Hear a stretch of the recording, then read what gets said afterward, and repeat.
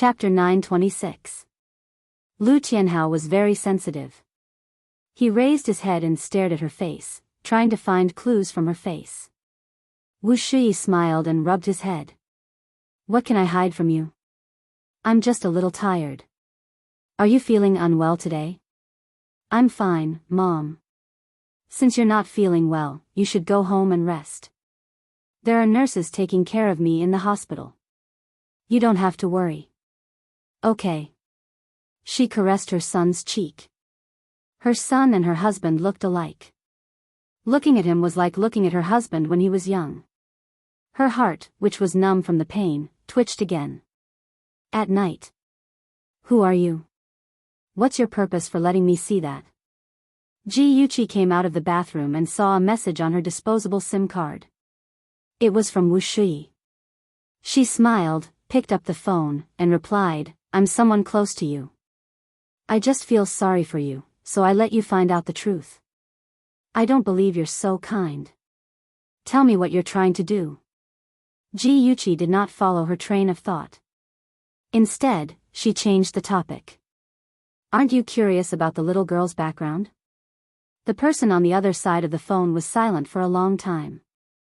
It was so long that Ji Yuqi almost fell asleep. Suddenly, she heard the sound of a message and woke her up. That child, is she really his illegitimate daughter? Seeing the message, Ji Yuqi sighed. Liang Yu took Wang Yingying's hair and compared her DNA with Lu Tianhao's. The results showed that they were close relatives and that they had the same father. She guessed that Lu Jianfeng brought Wang Yingying to the hospital to match her bone marrow with Lu Tianhao's. Unfortunately, the match was not successful. That was why Lu Jianfeng chose to trick Ahan. Ji Yuqi's fingers slid and replied slowly, yes, he had an affair behind your back for 10 years. 10 years. 10 years was enough for a person to fall in love with another person. It was also enough for a person to age. Wu Shui's love for Lu Jianfeng and her child was condensed in each of her white hairs. However, the truth was always so cruel. Even if you spent your whole life, you could not warm a man's heart. Ji Yuqi could imagine her despair at this moment. It was just like how she felt when she fell off the cliff in her previous life. She was in so much pain that she wished she was dead. However, only by crossing that hurdle could she be reborn. So, Wu Shui, do your best.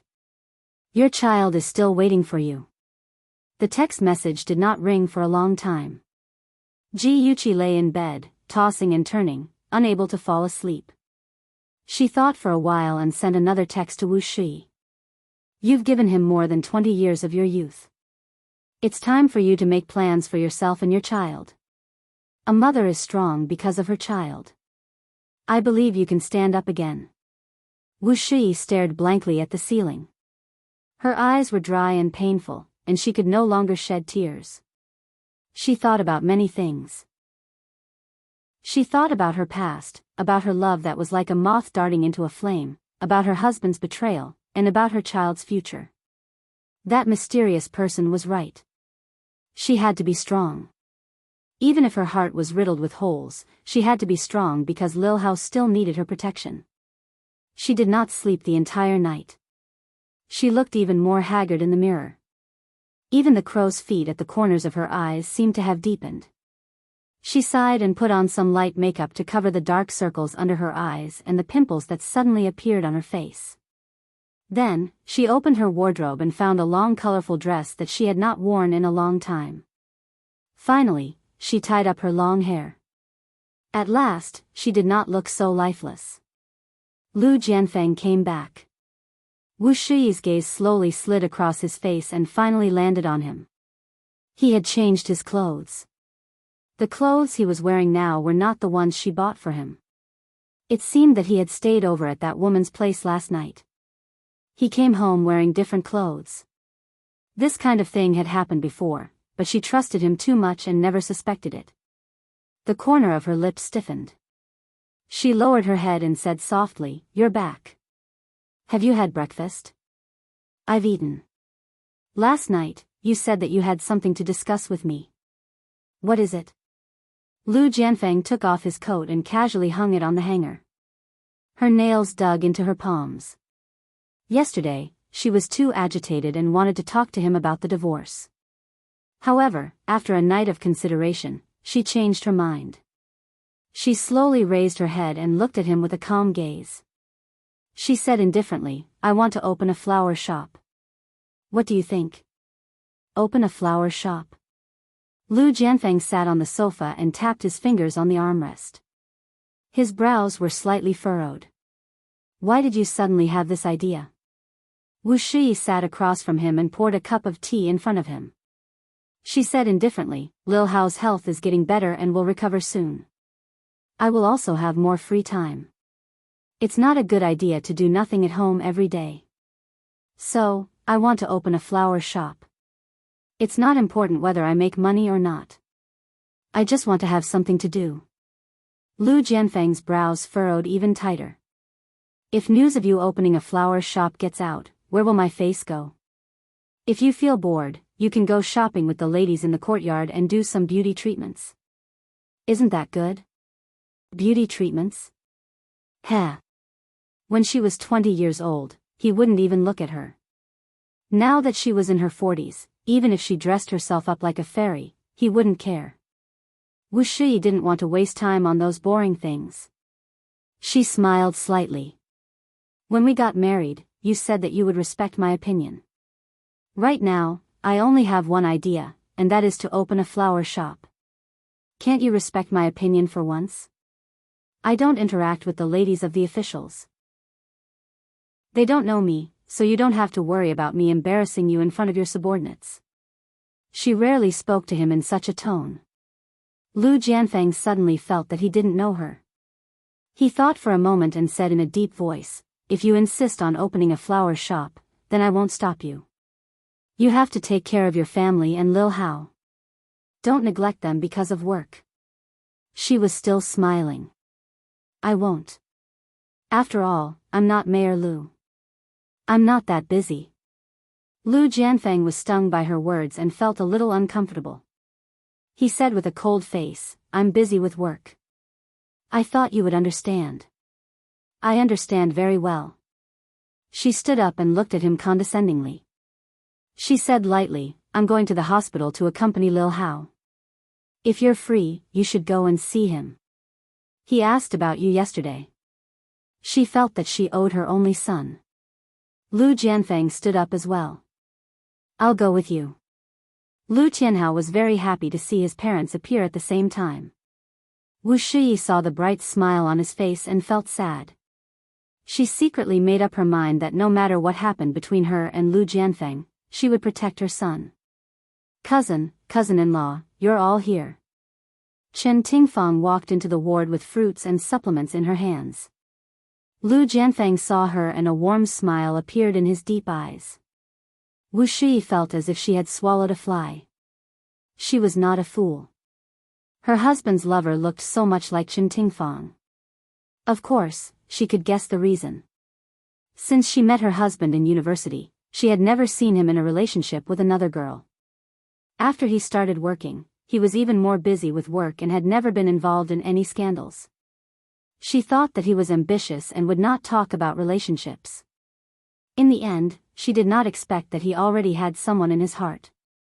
That person was his biological cousin. Taboo, incest. Such a relationship was disgusting. Wu Shi pressed her right hand on her stomach and forced a smile. "Tingfang is here." After Chen Tingfang greeted Lu Jianfeng and his wife, her eyes fell on Lu Tianhao. She smiled and said, "Little Hao, you look so good today. Are you too happy to see Mom, Dad, and Auntie?" "Yes, Auntie. The game console you gave me is so fun. What good things did you bring for me today? You little brat, you really don't hold back." But fortunately, I came prepared. Dang, dang, dang. Look at what this is. It's the latest iPhone. There are many fun games downloaded in it. I'm so touched. Auntie, you are so good to me. Seeing that his son was getting along well with Chen Tingfang, Lu Jianfeng's smile deepened. He patted his son's shoulder, indicating that he should not be too naughty. Wu Shui felt even more uncomfortable. She took the fruit plate and said that she was going to wash the fruits. She hurriedly left the strange scene. In the following days, Wu Shui's attitude towards Chen Tingfang slowly changed. She was not as intimate as before, only polite and distant. However, no one except herself noticed.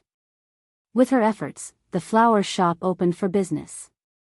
She recruited 2 young girls to manage the flower shop, and she became the boss behind the scenes. With the flower shop on the right track, she gradually focused all her attention on her career and her son. As for her husband, he was just a decoration. She did not care what he did, as long as he did not make a scene in front of her. Ji Yuqi secretly observed for a long time. Seeing that Wu Shui had walked out of the pain of her husband's affair, she decided to start the second step of her plan. She laid on Shenji's chest, fiddling with a large stack of photos in her hand. She planned to pick out a few to send to Lu Jianfeng's mistress, Wang Menghan. Shenji put the report in his hand on the coffee table, pinched her nose, and chuckled. Why do you have to go through so much trouble? Just send the photos to the TV station and let Lu Jianfeng lose face in front of the whole city. Isn't that good? Ji Yuqi pretended to be mature and sighed. Although I hate scumbags and mistresses and really want to teach them a lesson, the first wife is innocent after all. Before Wu Shui is mentally prepared, if we rashly spread the news of Lu Jianfeng's infidelity to the whole city, what if she can't figure it out and walks into a dead end? Although I've waited for a long time and wasted a lot of time, I think it's worth it. At the very least, there was one less pitiful wife in the world who was heartbroken because of her husband's affair. My Chi-Chi, you're so kind. Shenji bent down and kissed her hair. She found it funny. I'm not kind, not at all, because I'm about to deal with scumbags and mistresses. Awesome novel, Songshu 566. Chapter 927. Although the child of the mistress was innocent, this would not stop her from taking action. However, she would do her best to protect the child from being attacked by the media. You don't need to be kind when dealing with bad people. Shenji stroked her hair comfortingly. He loved her like this, daring to love and hate, decisive and brave. Ji Yuqi put aside the photos she had chosen and reached out to wrap her arms around his neck. She kissed him on the lips and smiled sweetly. In this world, only you can accept me unconditionally. Of course, I'm your husband. He hugged her tightly and deepened the kiss. After a long while, she lay in his arms and said softly, Aja, the 2-month deadline is almost up. How are your arrangements going? Do you have a chance of winning against Shinyu? Previously, Shinja had mobilized the board of directors to set off a wave of opposition against Shinyu. In the end, under Shin Jianhao's mediation, the board of directors proposed a 2-month deadline. Whoever did better between Shinja and Shinyu would become the new CEO of the Shin Group. I'll let you see Shinyu suffer a crushing defeat. He stared into her eyes, his tone full of confidence. She smiled. I'm looking forward to it. While Ji Yuqi was busy taking revenge on Lu Jianfeng, Shinja was not idle either. The game between him and Shinyu had reached its peak. The board meeting on Monday would decide which of the two of them would take on the big responsibility. In the G Group's meeting room, there was a fierce debate going on. The side supporting Shinyu took out the results he had done in the past few months and tried their best to encourage the board of directors to support him. Shinja was expressionless as he stared coldly at the actions of Shinyu and the others. When Shin Jinhao suggested that everyone vote, Shinja suddenly turned his head and nodded at his assistant. The assistant hurriedly stepped forward and distributed the documents in his arms to the directors one by one. When everyone was looking at the documents curiously, Shinja placed his hands on the conference table. His handsome face and deep cold eyes gave people a sense of oppression. His voice was slightly deep, like a sharp sword cutting through ice, cold and lonely. Everyone, what you are holding in your hands is the financial statement for the last quarter. Shin Jinhao frowned unhappily. Haven't we already seen the last quarter's financial report? Shinja looked up at him. His gaze was calm and emotionless. This is the real financial statement. Shin Jinhao's expression changed. What do you mean? The corners of Shenja's lips curled up slightly, and his gaze was calm. It literally means that the first report you saw was embellished by someone and increased the profit by 10%. In addition, Hangyang Technology, which Xinyu had proposed to acquire, was still in a state of loss. It was not the 3 million monthly profit that was reported in the report. Now, what you are holding in your hands is the real financial statement. Everyone burst into an uproar, as if a pot had exploded. One by one, they buried their heads and carefully flipped through the report. Qin Yu's face was ashen. He suddenly slammed the table and angrily said, "Qinzhe, don't talk nonsense. The report I sent to everyone just now is the real account. This one is fake. Since we each have our own version of the story and the directors can't tell the truth, I will invite a witness to prove what I said." It was a casual sentence, as if they were discussing what to eat for breakfast. However, his deep and cold eyes revealed an unquestionable toughness. After he finished speaking, the door of the conference room was pushed open. 3 men in black suits carrying briefcases walked in. The one walking in front was a foreigner with a cold face. Shenja stood up and politely shook hands with him. Then, he introduced him to everyone. "This is Mr. Mike, the chief auditor of PricewaterhouseCoopers. He has audited the accounts of the top 10 companies in the world and has never made any mistakes. Today, I invite Mr. Mike here. He will tell us which financial statement is the real one." After listening to Shenja's words, Xinyu's face turned ugly. He knew Mike. Mike was known as the Sherlock Holmes of the auditing industry. As long as there were false accounts or omissions, as long as they passed through his hands, they would be exposed. In addition, Mike had another nickname, the Iron Mask Killer. It means that no one can buy him. He only works for the boss who hired him. Xinyu had a premonition that he had fallen into Shenja's hands this time. The audit work would last for 3 days. Therefore, the board meeting was suspended and postponed until the provincial results came out. At the end of the meeting, everyone left with a bellyful of thoughts. Xinyu was full of hostility. He blocked Shenja at the door of the conference room. His fierce and cold eyes were filled with hatred. He wanted to tear Shenja apart. "Shenja, your methods are really brilliant." Shenja's expression was indifferent. He pushed Xinyu's hand away from his collar. Then, he used his finger to lightly flick the place where Xinyu had grabbed him. He said indifferently, "Same here. To be able to think of falsifying the accounts, your methods are also very superb. Moreover, it is very despicable."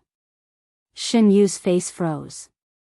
He had the urge to pounce on him and wring his neck. He gritted his teeth and said, "My assistant is one of your people. When did you arrange for him to be by my side?" That's right. This was the thing that made him most angry. He was actually betrayed by the people around him. Only his assistant and the financial director knew that he had falsified the accounts. The financial director was his biological uncle. Of course, it was impossible for him to betray him. Then, the only person who could be judged was his assistant. The corner of Shenja's mouth curled up slightly. His tone was light, as if he was disdainful. "When you were just promoted to CEO, I knew your every move in the Shen group like the back of my hand." Shenja. Xinyu was so angry that he was about to vomit blood. This feeling of being despised and completely suppressed was simply terrible. "Excuse me, I'm very busy."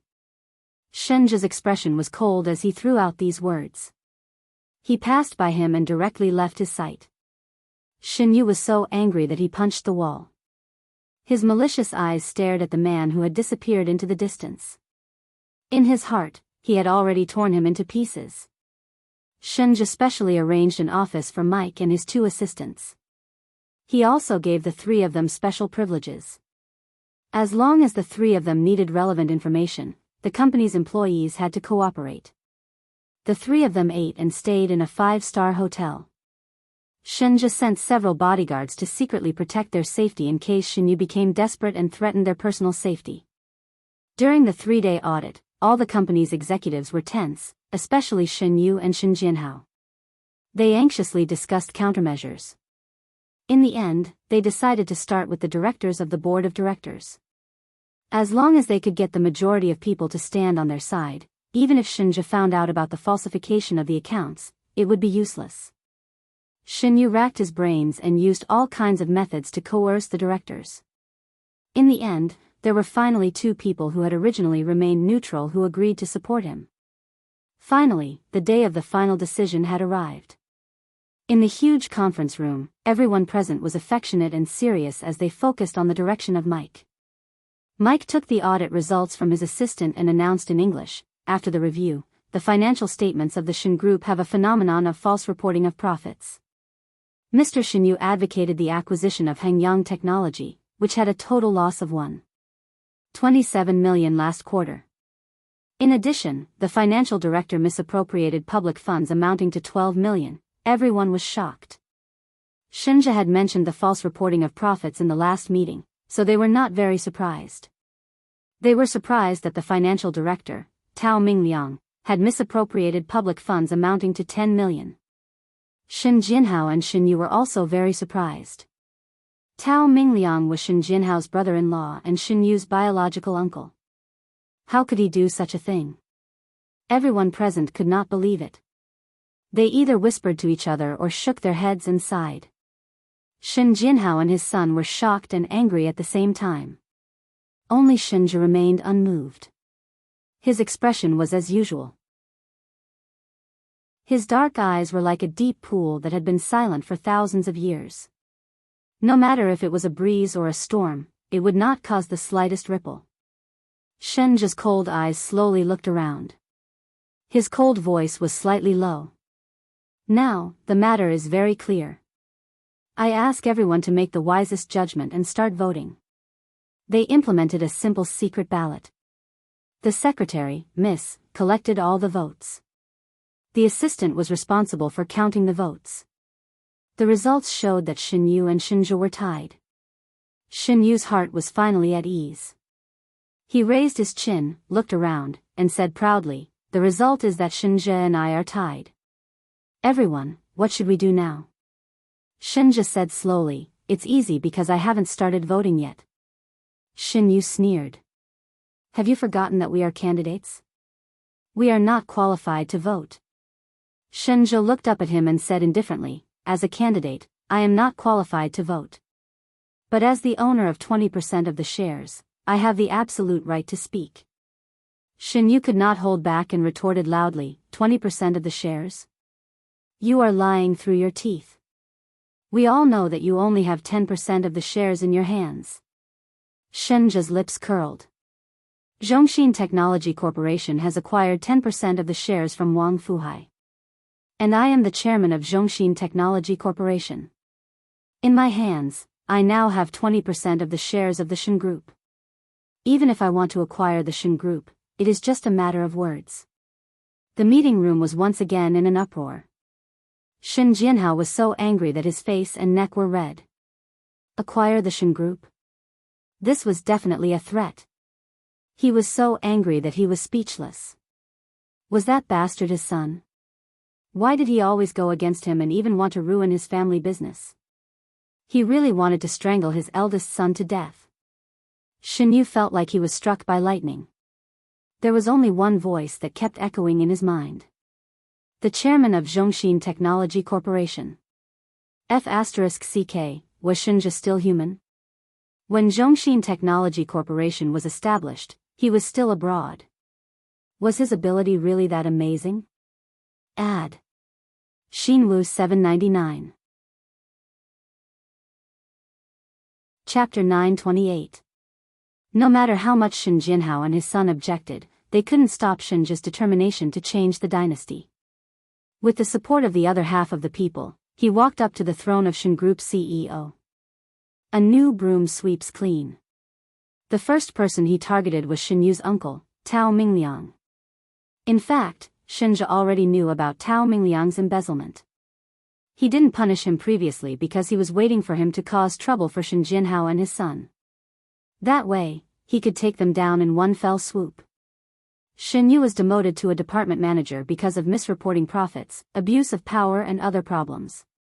Even if Shen Jianhao held on to the position of CEO, he was like a tiger without its teeth and could no longer be awe-inspiring.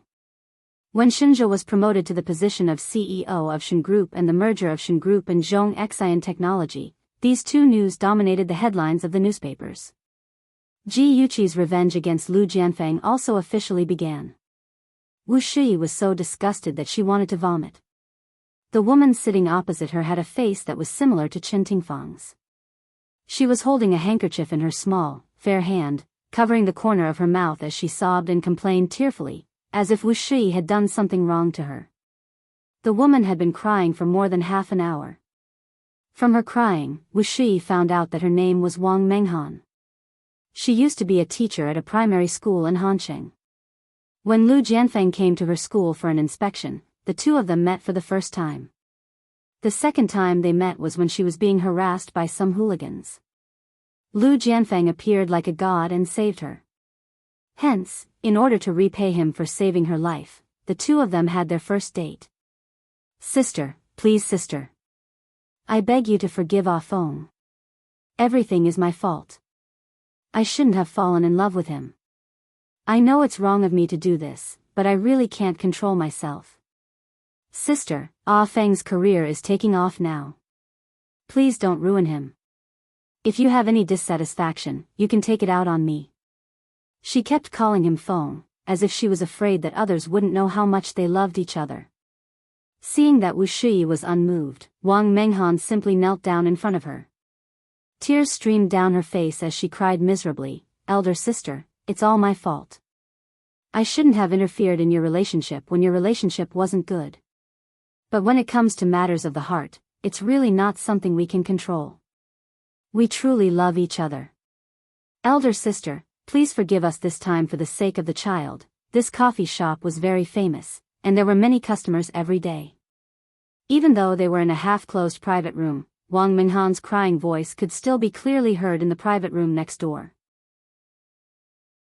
Their movements attracted the attention of many people, and a few customers even intentionally or unintentionally looked in their direction. Wu Shi's lips curled up mockingly. This woman really knew how to pick a place. Did she think that she wouldn't make things difficult for her in front of so many people? She had originally planned to maintain a harmonious relationship with Lu Jianfeng on the surface and create a normal environment for her son to grow up in.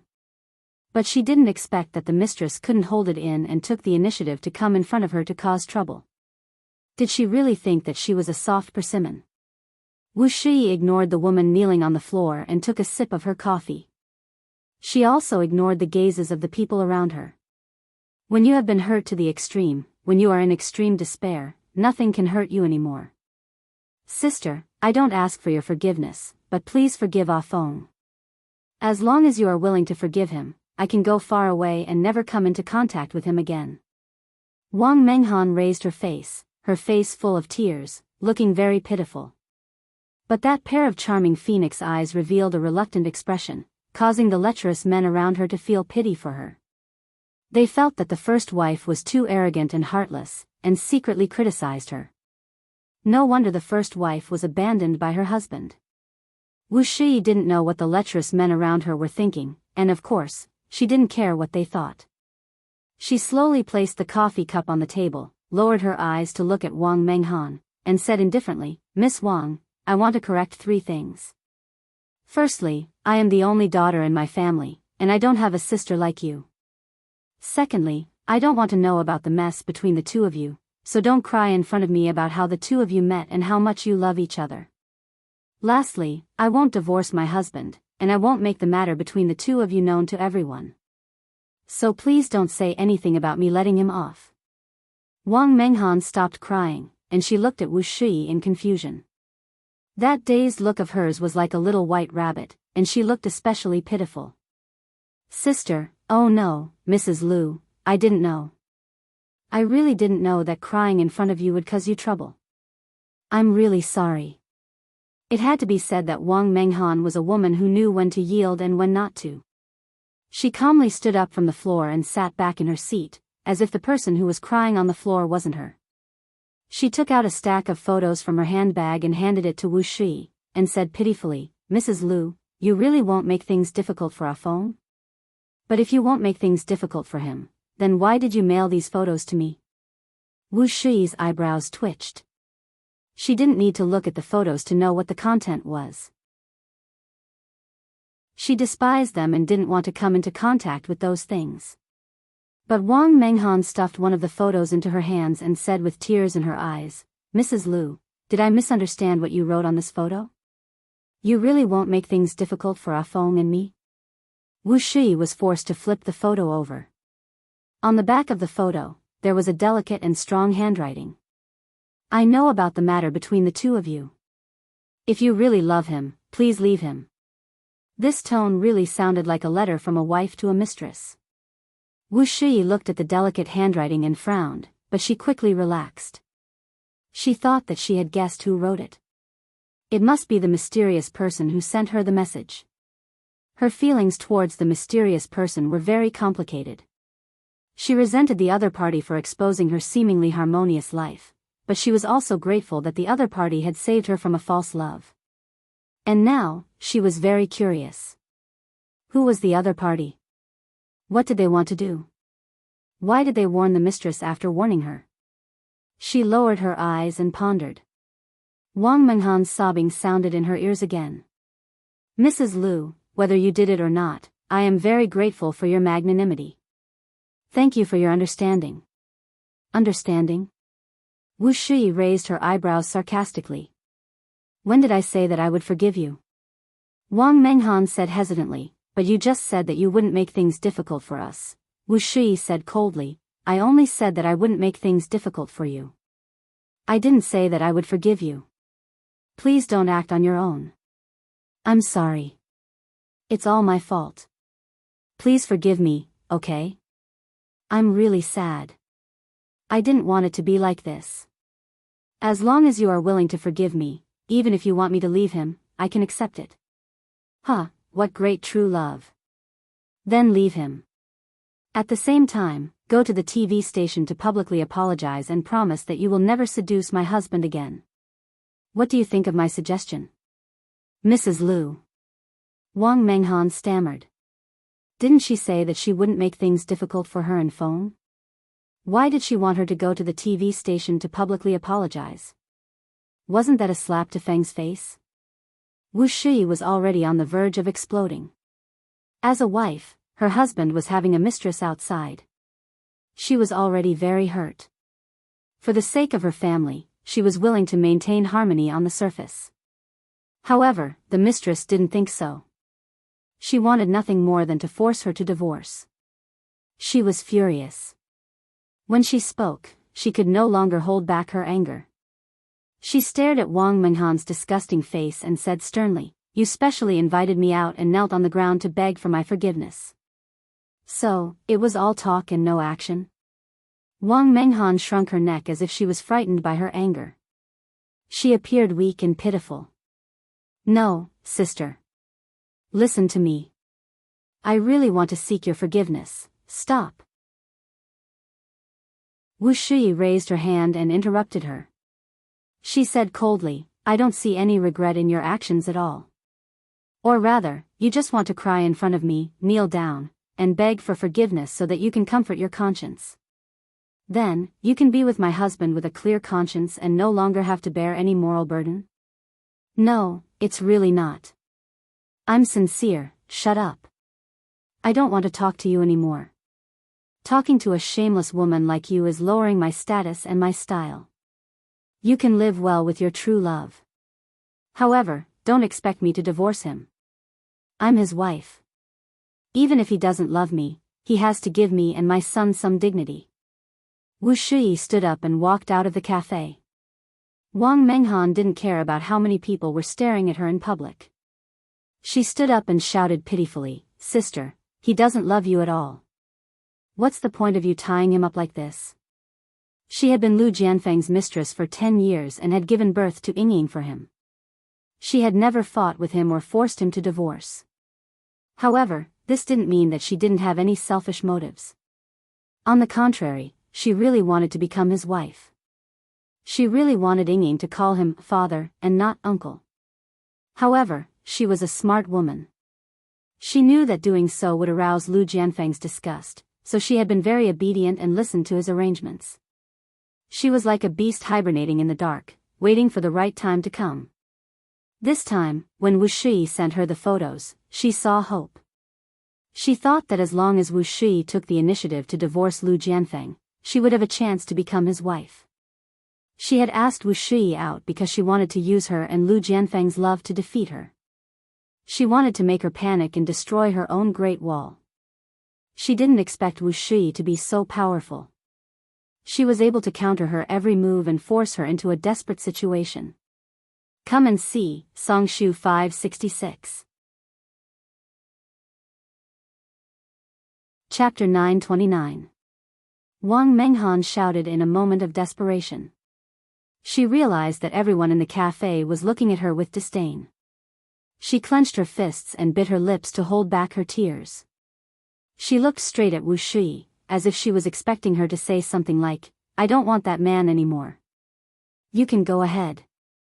Wu Shi looked back at her expressionlessly. She only felt that the woman in front of her was extremely disgusting. She had never seen such a cheap woman. Thanks to this woman, Wu Shi also started to hate Chen Tingfang's face. Wu Shi was too lazy to walk to her side and smell the B***tch on her. She simply stood where she was and said calmly and slowly, "You said that you are a teacher, but I really doubt what kind of students you can teach. Shameless, unethical, and immoral. Do you deserve the great title of engineer of human souls? I feel sad for your students and ashamed for your daughter. Regardless of whether I have feelings for my husband or not, as long as we're not divorced, you have no right to interfere. You also have no right to stand in front of me and say those words just now. Take care of yourself and never see you again." With that, she turned around and left, leaving behind an elegant and cold back view. In the cafe, a man in a black suit and gold-rimmed glasses clapped his hands and sighed. This first wife is really a good woman with wisdom and self-restraint. Her husband must be blind to find such a mistress. The beautiful woman sitting opposite the man teased, "Didn't you just say that the mistress is beautiful? So what if she's beautiful? She's full of vulgarity and narrow-minded. Compared to the first wife, she's just an unremarkable wild chrysanthemum." The criticism of the mistress grew louder and louder. Wang Menghan was ashamed and sad. Big drops of tears fell down. She didn't dare to stay any longer and grabbed her handbag to escape. After Wang Menghan fled in embarrassment, the customers in the coffee shop were still enthusiastic and talked about the story of the battle between the mistress and the ex-wife. The man who had applauded Wu Shi just now was fiddling with a small camera in his hand. Ji Yuqi, who was sitting opposite him, took off the sunglasses on the bridge of her nose and chuckled. "How was it? Did you get it?" Liang Yu passed the camera to her and raised his eyebrows. "Look, my skills are professional." Ji Yuqi picked up the camera and flipped through it. She smiled with satisfaction. "Very good. Now that I have this, I want Lu Jianfeng and that mistress to lose their reputation." Liang Yu adjusted his glasses and chuckled. "You seem to hate mistresses." Ji Yuqi leaned back in her chair leisurely. "But of course, those bastards who have affairs are worse than mistresses. And that." What Lu Jianfeng cared about most was his power. If he lost his status, power, and money, he would not be able to be so arrogant. Secondly, the one he truly loved was Chen Tingfang.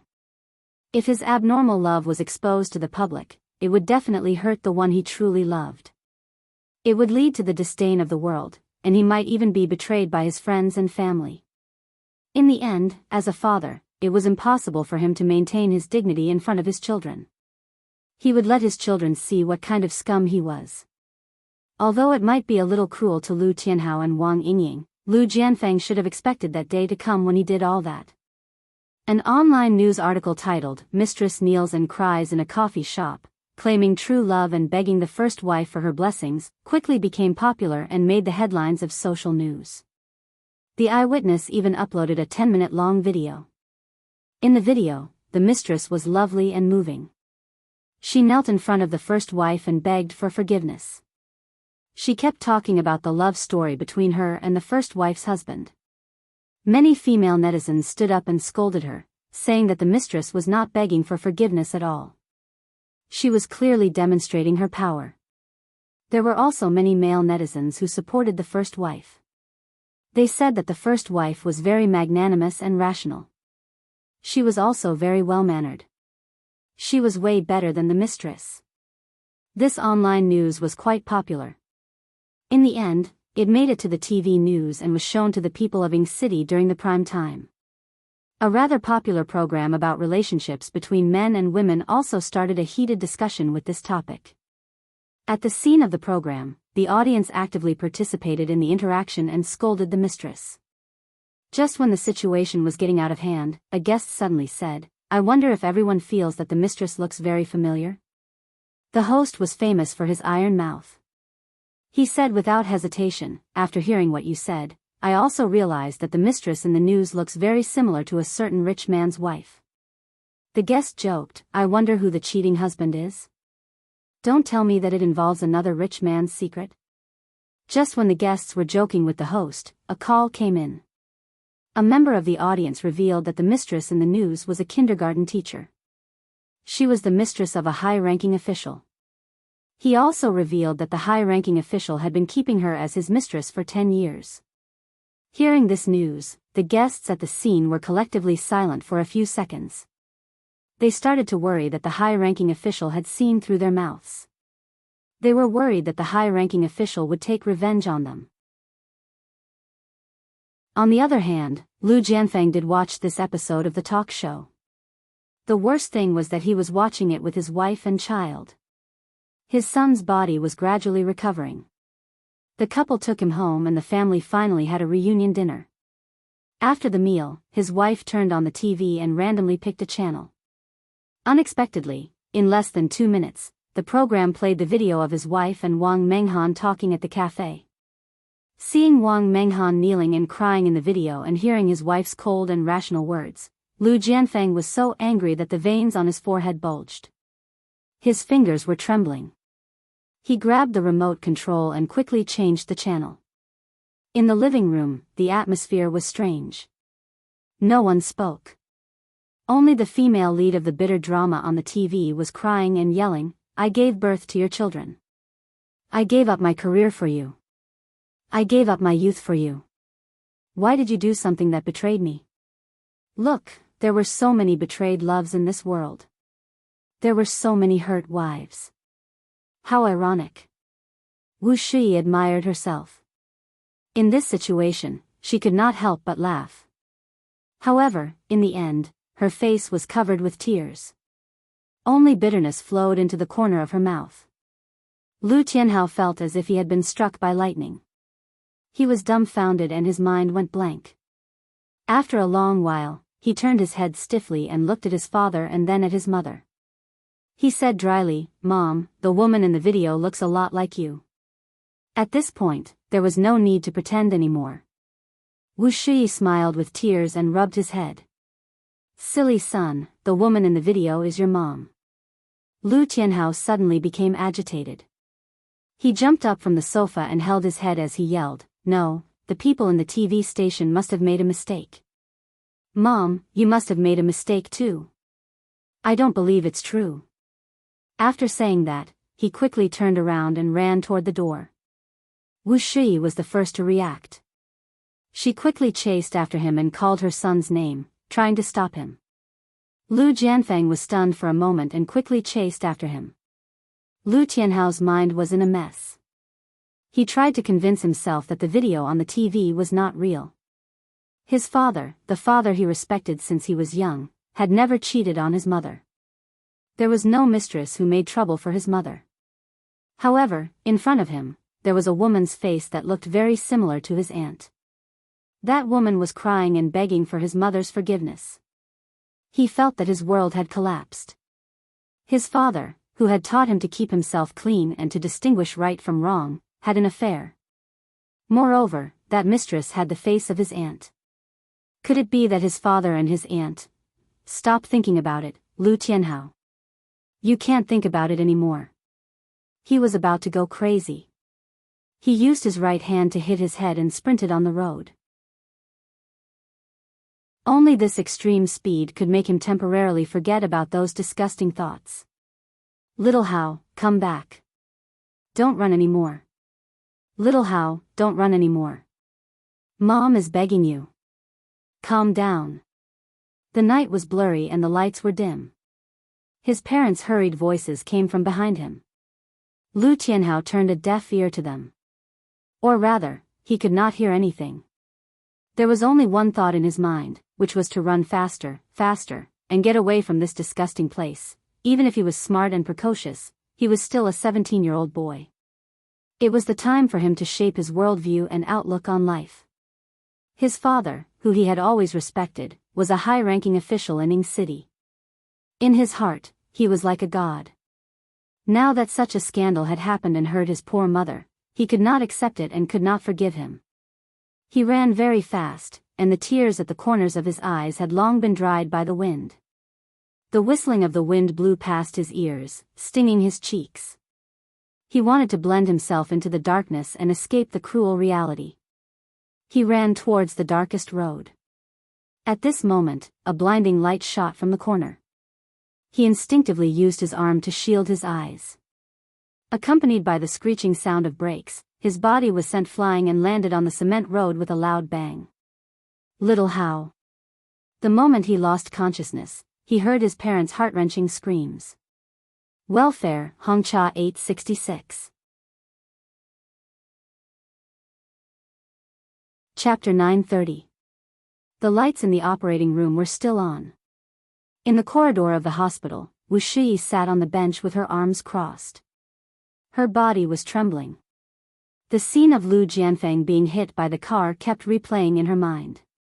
His blood stained the road red, and it also soaked her feelings for Lu Jianfeng. Lu Jianfeng sat beside her. His tall and straight body was very tense, like a stone statue. His heart felt like it was being stabbed by a knife. He saw his son get into a car accident because of him. This kind of shock, this kind of pain, it was hard to describe. He turned his head stiffly and saw his wife in a daze. He wanted to hug her and comfort her. Just as he reached out, before he could touch her, she screamed, "Don't touch me. Go away." His hand froze in midair. There was no going back between them. Even though he was starting to regret it. The melodious ringtone of the phone rang. It was especially clear in the quiet corridor. Lu Jianfeng retracted his hand and took out the phone in his pocket. Seeing the caller ID, he hesitated for a second and did not answer. He turned off the phone. Wu Shiyi looked at him expressionlessly.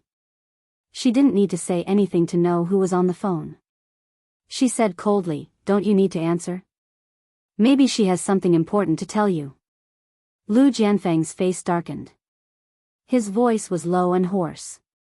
"Shiyi, I'm sorry." "Huh, sorry? Is a simple apology enough to pay off the debt you owe me? Your feelings are really cheap." Even though she was secretly warning herself to stop talking nonsense with him, but in the face of his heartlessness, she couldn't help but want to ridicule him. Lu Jianfeng's lips moved. He wanted to say something, but the door of the operating room suddenly opened. Lu Tianhao's head was hit, causing a slight concussion. There was also a scratch, a comminuted fracture of his right leg, and many soft tissue contusions on his body. When he was pushed out of the operating room, Wu Shiyi could not help but cover her mouth and cry. Was that still her son?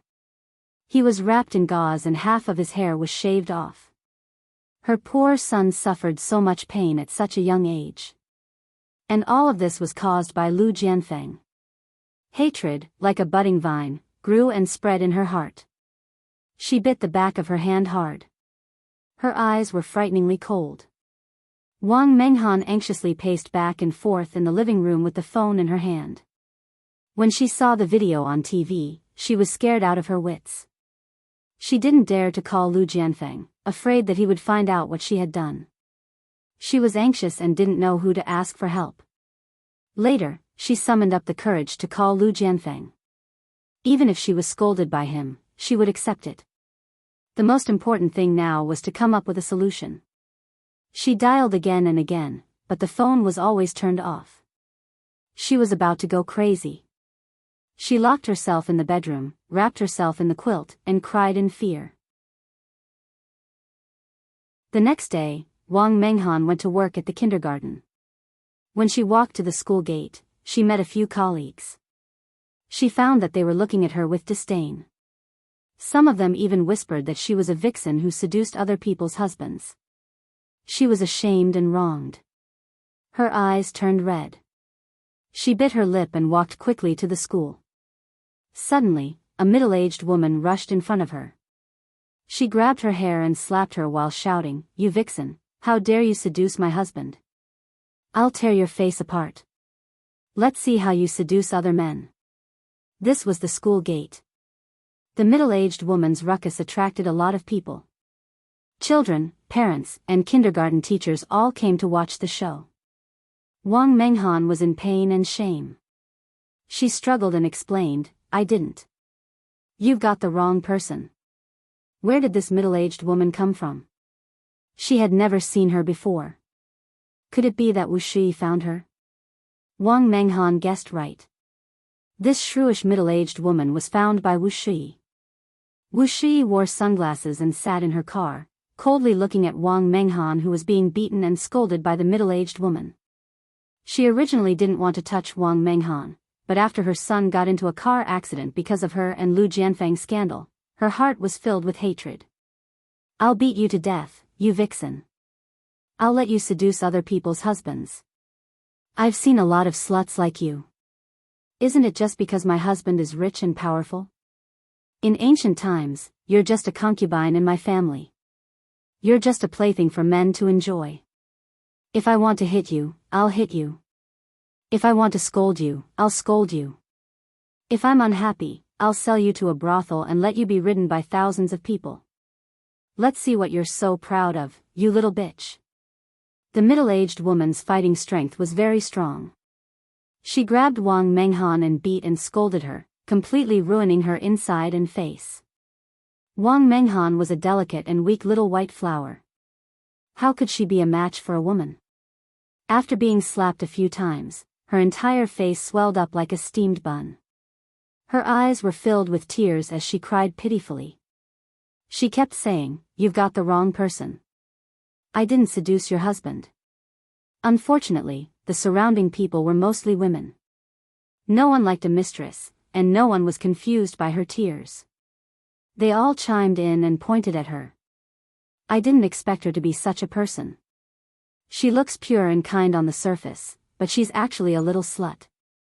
She's seducing one man after another. Her methods are really brilliant. Men just like this kind of enchanting woman. Bah, what the hell is this? Isn't she just a high-class prostitute? Those prostitutes are nobler than her. At least they didn't destroy other people's families.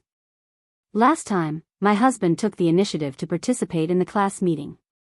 I even said that the sun rose from the west. I didn't expect him to be fascinated by this vixen. Transfer class. We must transfer my child's class. Under the education of this kind of teacher, can the child grow up normally? This kind of bad woman doesn't deserve to be a teacher at all. Those who agree, come with me to the principal's office and ask to transfer your child's class." The scene became more and more lively. Some people who were watching the show couldn't help but take out worthless things from their bags and throw them at Wang Menghan. "What are you doing? What are you doing? Hurry up and let go. If you hit her again, we'll call the police." Several security guards hurried over and coaxed the people who were watching the show away. They also separated the middle-aged woman and Wang Menghan. The middle-aged woman left a few harsh words and cursed as she walked away.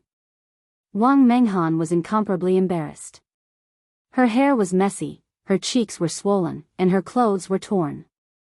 She was like a beggar who had climbed out of a pile of beggars. Faced with the contemptuous eyes and sarcastic words of the people around her, she could no longer hold on. She covered her cheeks and cried as she ran out of the school. She didn't care about any work anymore. She just wanted to hide in a corner where there was no one around and no longer suffer the ridicule and cold eyes of the world. She ran to the car that Lu Jianfeng had bought for her and found that the car's windows were broken and the tires were punctured. She had no choice but to cover her face and take a taxi. She was so embarrassed that even 2 taxi drivers refused to take her. When she finally found a taxi, she shrank into the back seat and cried until she was out of breath. Her phone suddenly rang. She thought that it was Lu Jianfeng calling, so she quickly took out her phone. However, she found that it was an unfamiliar number. "Hello, is this Wang Yingying's mother? Yingying got into a fight with a classmate. Please come to the school." Wang Menghan was anxious and asked in a hoarse voice, "Why would Yingying get into a fight with someone? She has always been very obedient. Are the children hurt?" The person on the other end of the phone hesitated for a moment and said, "The 2 children have some scratches. It's not convenient to say some things over the phone. You'd better come to the school." Wang Menghan was anxious and couldn't be bothered to cry anymore. After returning home, she hurriedly washed up and put on a mask and sunglasses before going out to the primary school that Wang Yingying attended. In the form teacher's office, Wang Menghan saw her daughter, the boy who fought with her daughter, Xiao Nan, and Xiao Nan's mother. The 2 children sat silently in a chair while the form teacher talked to Xiao Nan's mother. When the woman saw Wang Yingying appear, she immediately stood up and shouted in dissatisfaction, "You're Wang Yingying's mother? How did you educate your child? Look at how your daughter has beaten my son." Xiao Nan's lips were scratched and his cheeks were scratched by her nails. Wang Yingying's injuries were worse than his. Her forehead was cut and bandaged, making her look extremely pitiful. Wang Menghan's heart ached. She bent down and looked at her daughter's face. She said sternly, "Yingying, tell mommy, why did you fight with your classmate?" Tears welled up in Wang Yingying's eyes as she said tearfully, "Xiao Nan scolded me first. He said that I was the daughter of a vixen and that I was an illegitimate child. Mommy, I'm not an illegitimate child.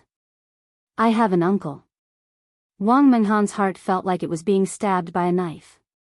She pulled her daughter into her arms and turned to look at the woman. She said angrily, "Did you hear that?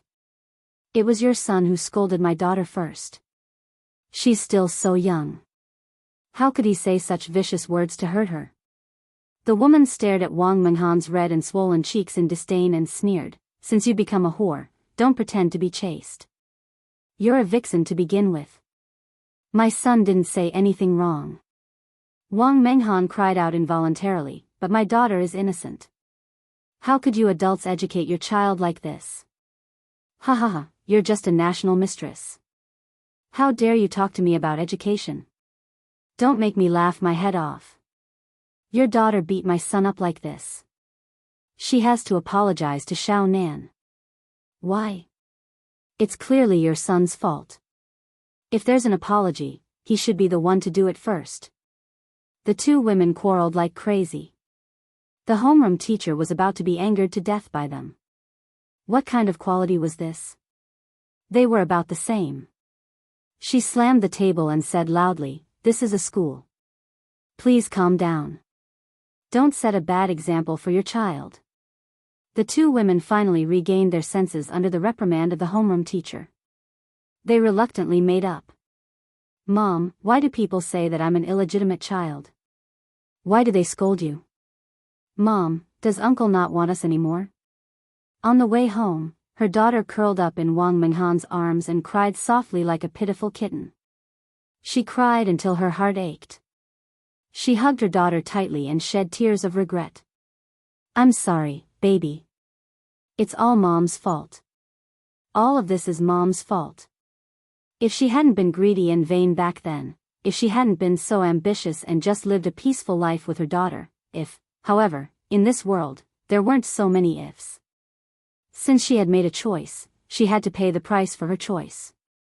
Even if it was a bitter fruit, she had to swallow it." Beauty novel, Songshu 566. Chapter 931. She carried her daughter back home and found Lu Jianfeng sitting on the sofa waiting for her. She was filled with grievances and sadness. Ah, phone. Before she could finish her words, Lu Jianfeng slapped her face. The loud sound scared Wang Yingying so much that she burst into tears. Lu Jianfeng's face was green as he said sternly, "Don't cry." Wang Yingying was so scared that her body trembled. Her face was pale as she held back her tears. Wang Menghan's heart ached. She bit her lips and said, "Don't scare the child.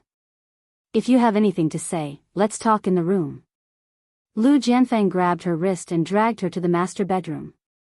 He threw her onto the big bed. His whole body was filled with anger. He pointed at her nose and scolded, "Who do you think you are? How dare you make a scene in front of my wife?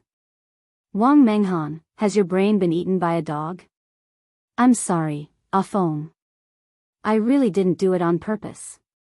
I thought that Wu Shi would make things difficult for you, so I wanted to plead with her. I didn't expect." Wang Menghan quickly got up and rushed to Lu Jianfeng's side.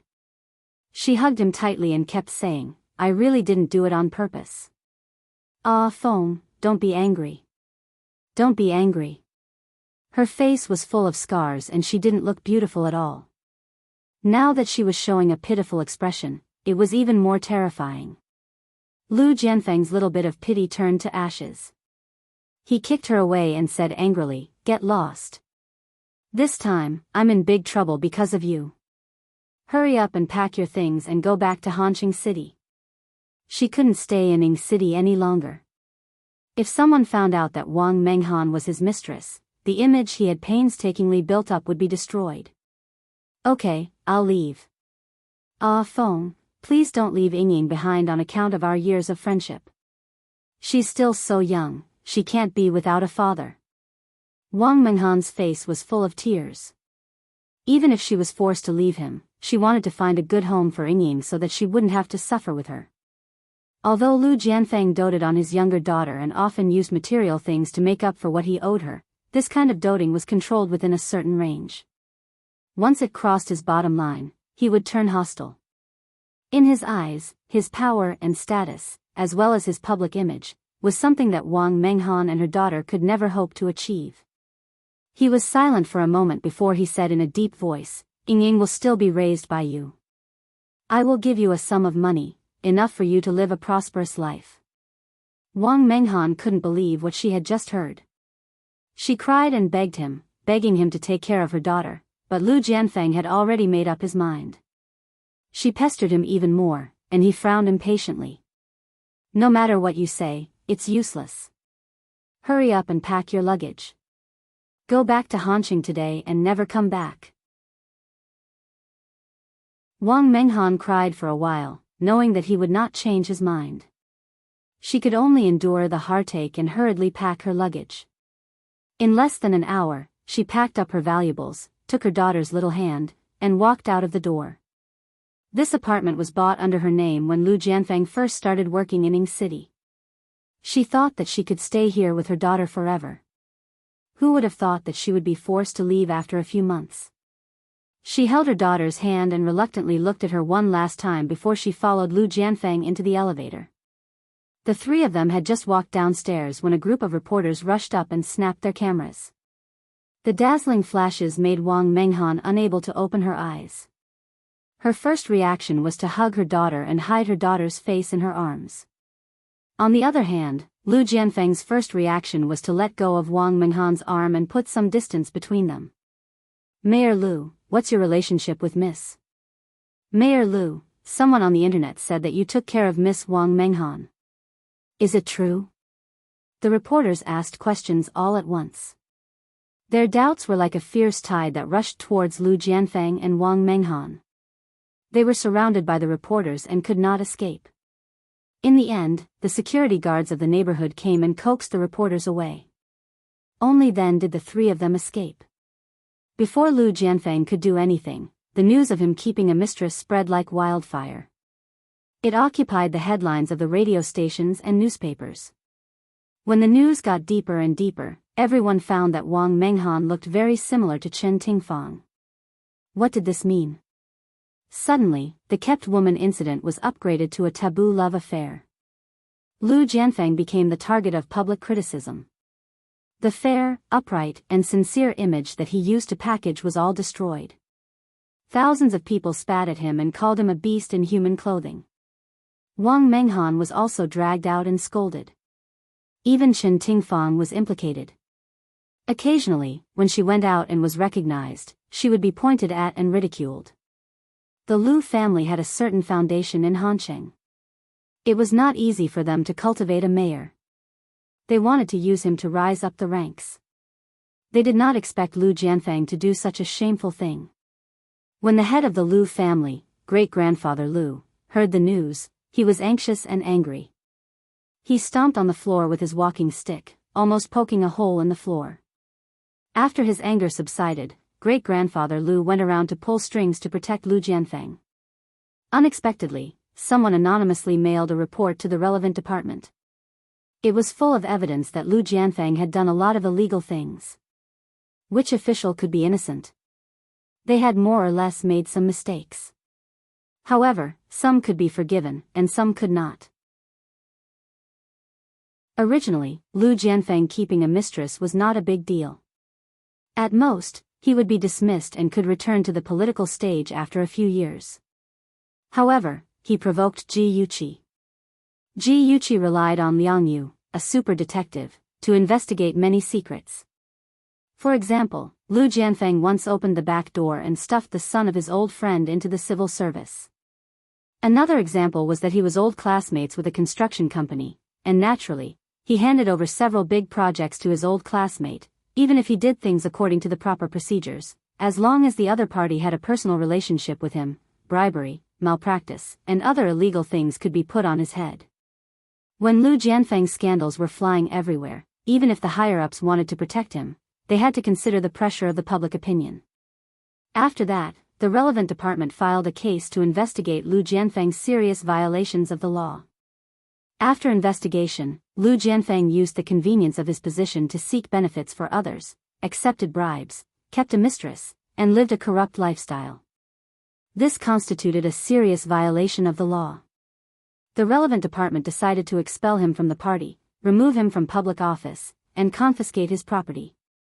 After Lu Jianfeng fell from the horse, Wu Shiyi immediately packed her luggage and moved to her rented house. She filed a divorce lawsuit and asked the court to award her son and the flower shop. She didn't want anything else. Before the court hearing, Lu Jianfeng talked to Wu Shiyi in private, trying to persuade her not to divorce. However, Wu Shiyi was determined to divorce him. She looked into his eyes and said slowly, "Do you know when I found out that you were cheating? It was when Xiao Hao was hospitalized, and you were playing with Wang Menghan and her daughter at the amusement park." Lu Jianfeng's body stiffened. His deep eyes were filled with pain. He said in a deep voice, "Since you found out a long time ago, why did you wait until now to divorce me? Is it because I have nothing now that even you want to abandon me?" Wu Shi wanted to laugh. In fact, she did laugh. She laughed until tears flowed out. She sighed and said, "Lu Jianfeng, we've known each other for more than 20 years. Even now, you still don't understand me. Do you think I'm the kind of woman who loves you because of your power and status? For Lil Hao's sake, I didn't want to get a divorce. I wanted to live a peaceful life. However, I didn't expect Wang Menghan to cause a scene in front of me. You caused Lil Hao to get into a car accident. Lu Jianfeng, do you know how much I hated you when Lil Hao was injured? I can't live with you anymore." Big drops of tears rolled down from the corners of her eyes. The smile on her face was bitter and sad. She tugged at the corner of her lips and continued, "As you wish, I'll grant you and Wang Menghan your wish. The two of you, live a good life." In the end, she still exposed her weak side in front of him. Wu Shi was very upset. She quickly grabbed her handbag and stood up. She said one last sentence, "Lu Jianfeng, I regret falling in love with you. In the future, you're on your own. 20 years of feelings, from today onwards, were all cast aside. In this world, no one could not live without another." Wu Shi, after leaving the scumbag, would live a more exciting life. Her sentence of regretting falling in love with him directly denied him. It was like a sharp arrow that pierced through his heart. Lu Jianfeng's face was ashen. He looked at her cold and graceful figure and soon disappeared at the entrance of the coffee shop. Even though he had never loved her, they had been together for so many years and still had feelings for each other. He had nothing left. His wife, his son, they were all gone. Lu Jianfeng was helpless. His marriage with Wu Shi finally came to an end. Lu Tianhao had a knot in his heart and insisted on living with his mother. The mother and son supported each other and started a new life. As for Lu Jianfeng, he was too ashamed to stay in Ning City. He brought Wang Menghan and her daughter back to Hansheng. Later on, he married Wang Menghan. However, the husband and wife often quarreled. Wang Menghan could not stand him treating her as Chen Tingfang's substitute and he blamed Wang Menghan for causing him to lose everything. The two of them tortured each other and quarreled. After a few years, Lu Jianfeng became more and more down and out. The Lu family despised him for being an embarrassment and kicked him out of the house. Wang Menghan also despised him for being useless. One day, she took her daughter and ran away with a boss from another city. He was completely alone and lived in pain and regret every day. After Lu Jianfeng's scandal was exposed, Chen Tingfang immediately felt a sense of crisis. She knew that the reason why Ji Bowen did not divorce her was because of her cousin. Once her cousin fell, her marriage with Ji Bowen would also come to an end. She was anxious. Firstly, she was worried about her cousin's safety. Secondly, she was worried about her own fate. However, what was to come would come. Soon, she received news that Lu Jianfeng had been divorced. Awesome novel, Xinwu 799. Chapter 932. Over the next few days, she could clearly feel the servants' attitudes towards her change. Ji Yuqi and her brother no longer bothered to maintain their harmony on the surface. When they saw her, they didn't even bother to greet her. Ji Bowen also looked at her strangely, as if he would abandon her at any time. Chen Tingfang's heart was in a mess. After thinking for a long time, she dialed a number. In the dark night, the bedside lamp was still on. She leaned back against the pillow and said slowly, "Oldly, Ji Bowen will soon ask for a divorce. We need to start the plan as soon as possible." On the other end of the phone, a man's deep voice sounded, "I'm ready. I'm just waiting for you to say the word. Give me a time." Chen Tingfang lowered her voice and said something. The man responded and the two exchanged a few more words. Finally, the room returned to silence. Ever since Lu Jianfeng fell from grace, Ji Yuqi also raised her guard. She asked Liang Yu's men to help keep an eye on Chen Tingfang and the people she had been in contact with in case Chen Tingfang was driven into a corner and did something bad again. Ji Bowen contacted his lawyer in private and drafted a divorce agreement. He planned to officially ask Chen Tingfang for a divorce after the anniversary of his ex-wife's death. Every year, on the anniversary of his ex-wife's death, Ji Bowen would lead the children to her grave with incense, paper money and other offerings. 2 days later, it was the anniversary of his ex-wife's death. That morning, Chen Tingfang personally cooked breakfast for Ji Bowen and the others, just like in previous years. After breakfast, she politely sent them to the front door and reminded them to be careful on the road and come home early. As soon as the car disappeared from the front door, the smile on Chen Tingfang's face immediately disappeared and her phoenix eyes turned cold. Ever since she married into the Ji family, Ji Bowen didn't allow her to pay her respects to Su Meiyu. Perhaps, he was doing it out of kindness. But, in her eyes, his actions meant that she would never be recognized by his ex-wife. Since he loved Su Meiyu so much, she would let the four of them reunite in the underworld. Ji Bowen had no idea that he was leading the children on a road of death. After driving for half an hour, the black BMW left the city and entered the ring highway. The family of three chatted leisurely. Suddenly, Ji Yuqi's phone rang. After she picked it up, she heard Liang Yu's anxious voice, "Miss Ji, tell the driver to stop the car. Your car is leaking oil." "Oil leaking?" Ji Yuqi's heart tightened, and she cried out anxiously, "Uncle Wang, stop the car." As soon as she finished speaking, a small truck drove towards them. The truck driver was wearing a hat that was pulled low, covering half of his face. His right hand was placed on the car window with a burning cigarette between his fingers. He flicked his finger and the cigarette flew towards the BMW Ji Yuqi was sitting in. Looking from afar, there was a long gasoline stain on the road where the BMW drove past. The truck driver's cigarette but went under the BMW's body and fell on the oil stain. A flame instantly sprang up, and the flame burned brighter and brighter. Soon, it covered the entire windshield.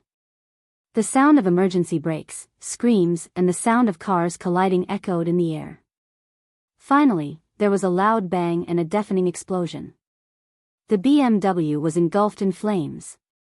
Our station's latest news is that there was a car accident on the Ring Highway. A black BMW crashed into the roadside railing and exploded. The passengers in the car died on the spot. The identity of the car owner and the cause of the accident are still under investigation. When Shen Tingfang saw the news on TV, she was so excited that she almost went crazy. Ji Bowen's family of 3 was finally dead.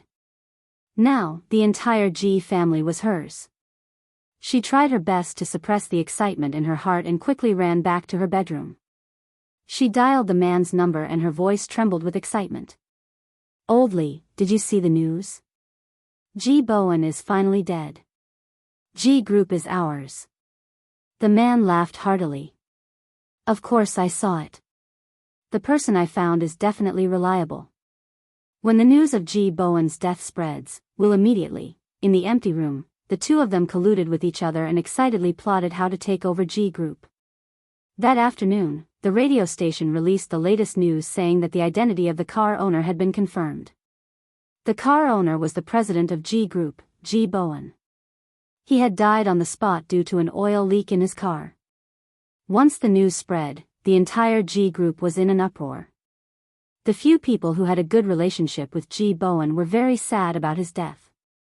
Most people were anxious and wanted to appoint a new president as soon as possible to prevent Ji Group's share price from being affected. The board of directors held an emergency meeting. One of the directors, Li Jingxing, suggested that the president should be decided by the number of shares. As soon as he proposed this decision, it immediately attracted opposition. The president is the executor of a company. It must be a person with outstanding ability. If the president is decided by the number of shares, it's too hasty. A director who had a good relationship with Ji Bowen said, "That's right, I don't agree either. The president should be decided by ability." Another director said, "After Bowen's death, his shares will be inherited by his children. I think that his daughter, Yuqi, is very capable and can take on this great responsibility." Li Jingxing's eyes moved slightly.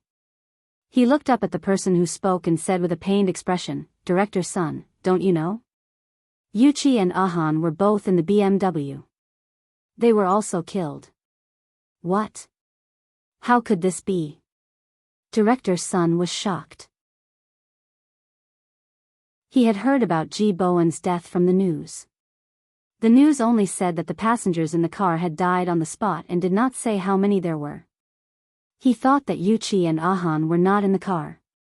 He did not expect that the two of them were also. Director Sun was heartbroken.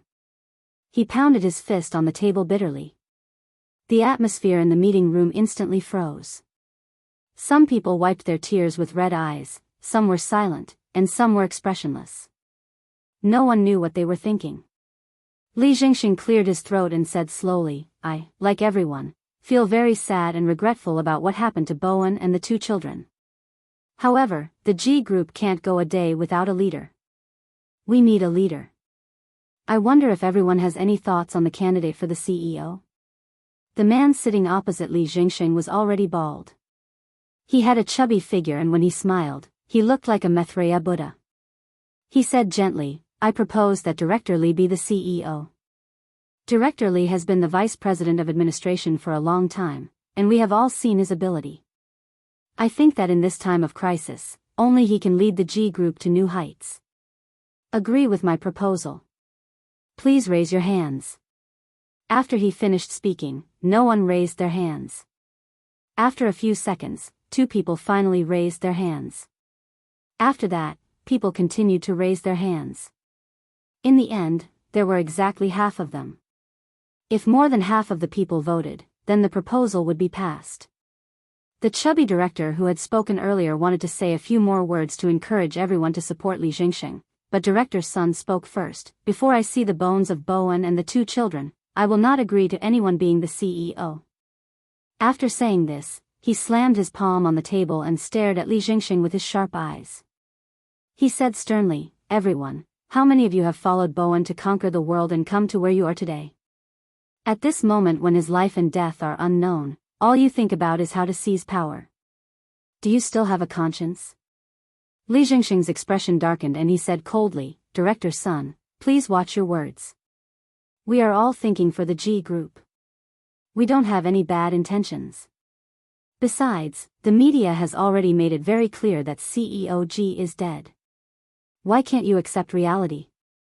Just as the 2 of them were in a stalemate, the door of the meeting room was pushed open. Chen Tingfang was wearing a black dress and black high heels. She walked in gracefully and said with a sad expression, "Everyone, my husband has passed away. He left a will. Now, Lawyer Zhang will announce the contents of the will to everyone." Behind her was a man in a black suit with a briefcase in his hand. It was the Ji family's lawyer, Zhang Jijie. Zhang Jijie took out a sealed will from his briefcase and announced in front of everyone, "Mr. Ji has divided the assets into 3 parts. The first part is 5% of G Group's shares and the Ji family's villa, which will be inherited by Madame Chen Tingfang. The second part is 10% of G Group's shares and the Su family's old mansion, which will be inherited by Ji Yuqi.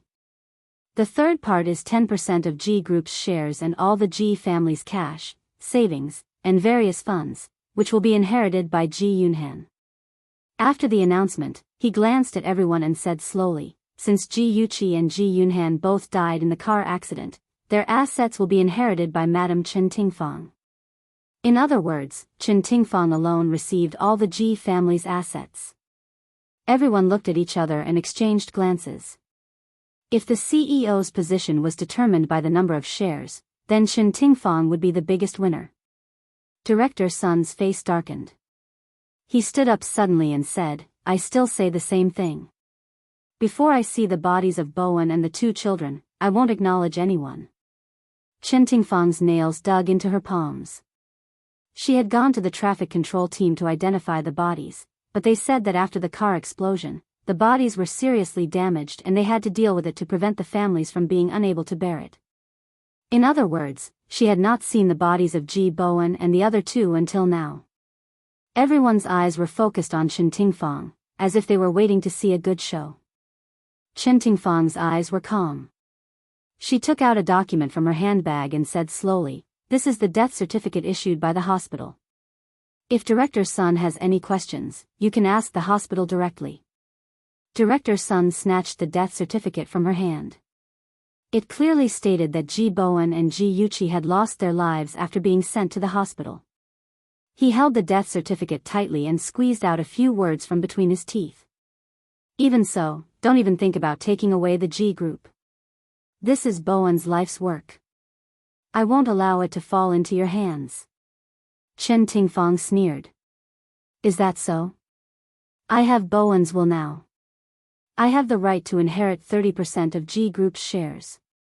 According to the rules, I have the right to control this company. What are you going to use to stop me? It's only 30%, and you're so arrogant. As expected of a woman with long hair and short knowledge.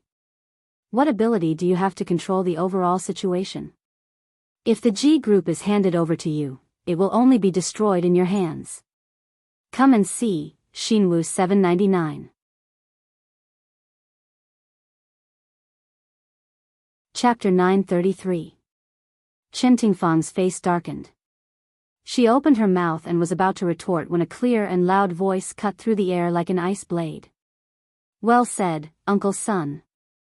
The crisp sound of high heels echoed in the empty corridor.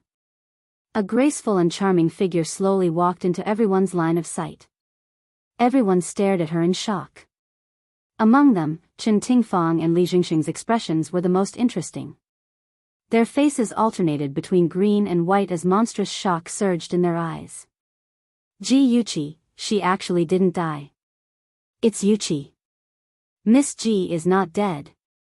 After the shock, everyone came back to their senses.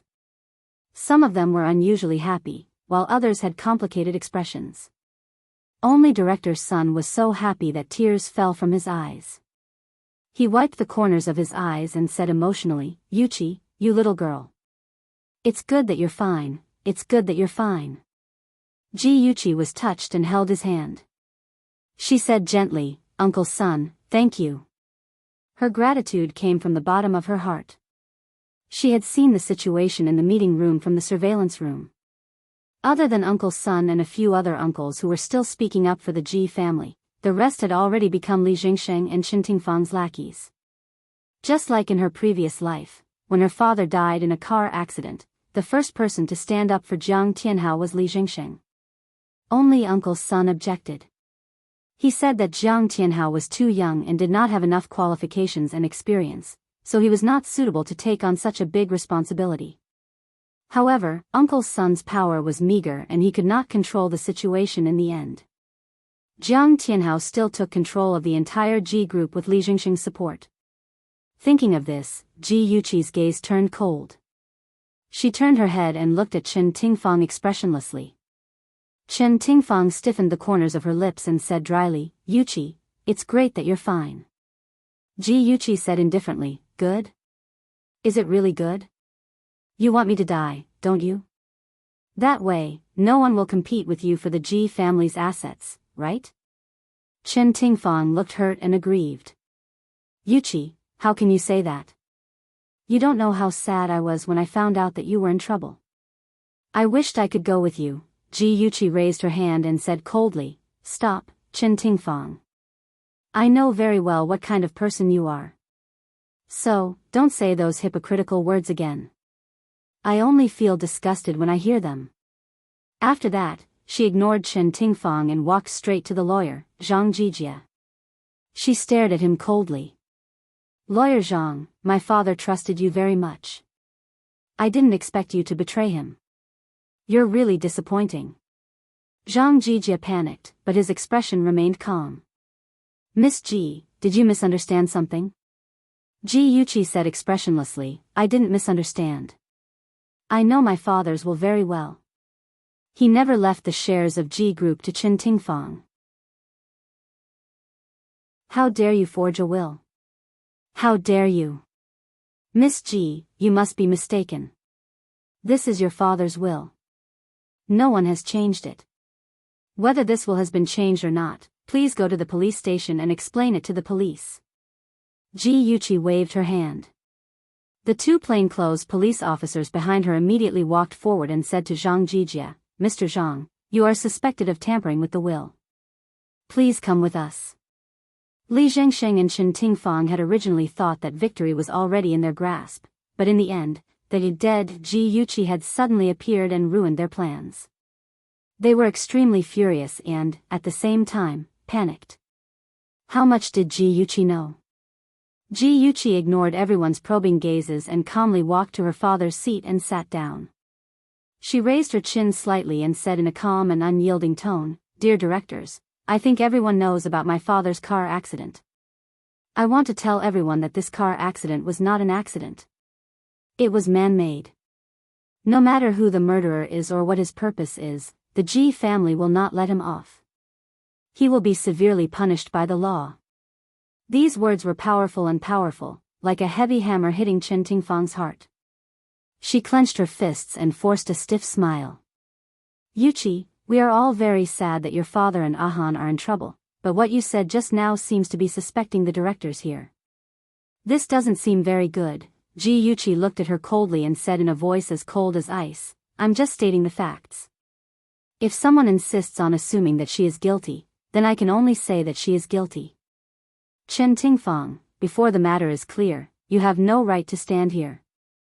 According to my father's will, you have nothing to do with G Group. So please leave now and don't delay our meeting. Chen Tingfang's face turned pale and a trace of hatred flashed in the depths of her eyes. Before she could say anything, 2 security guards had already walked up to her.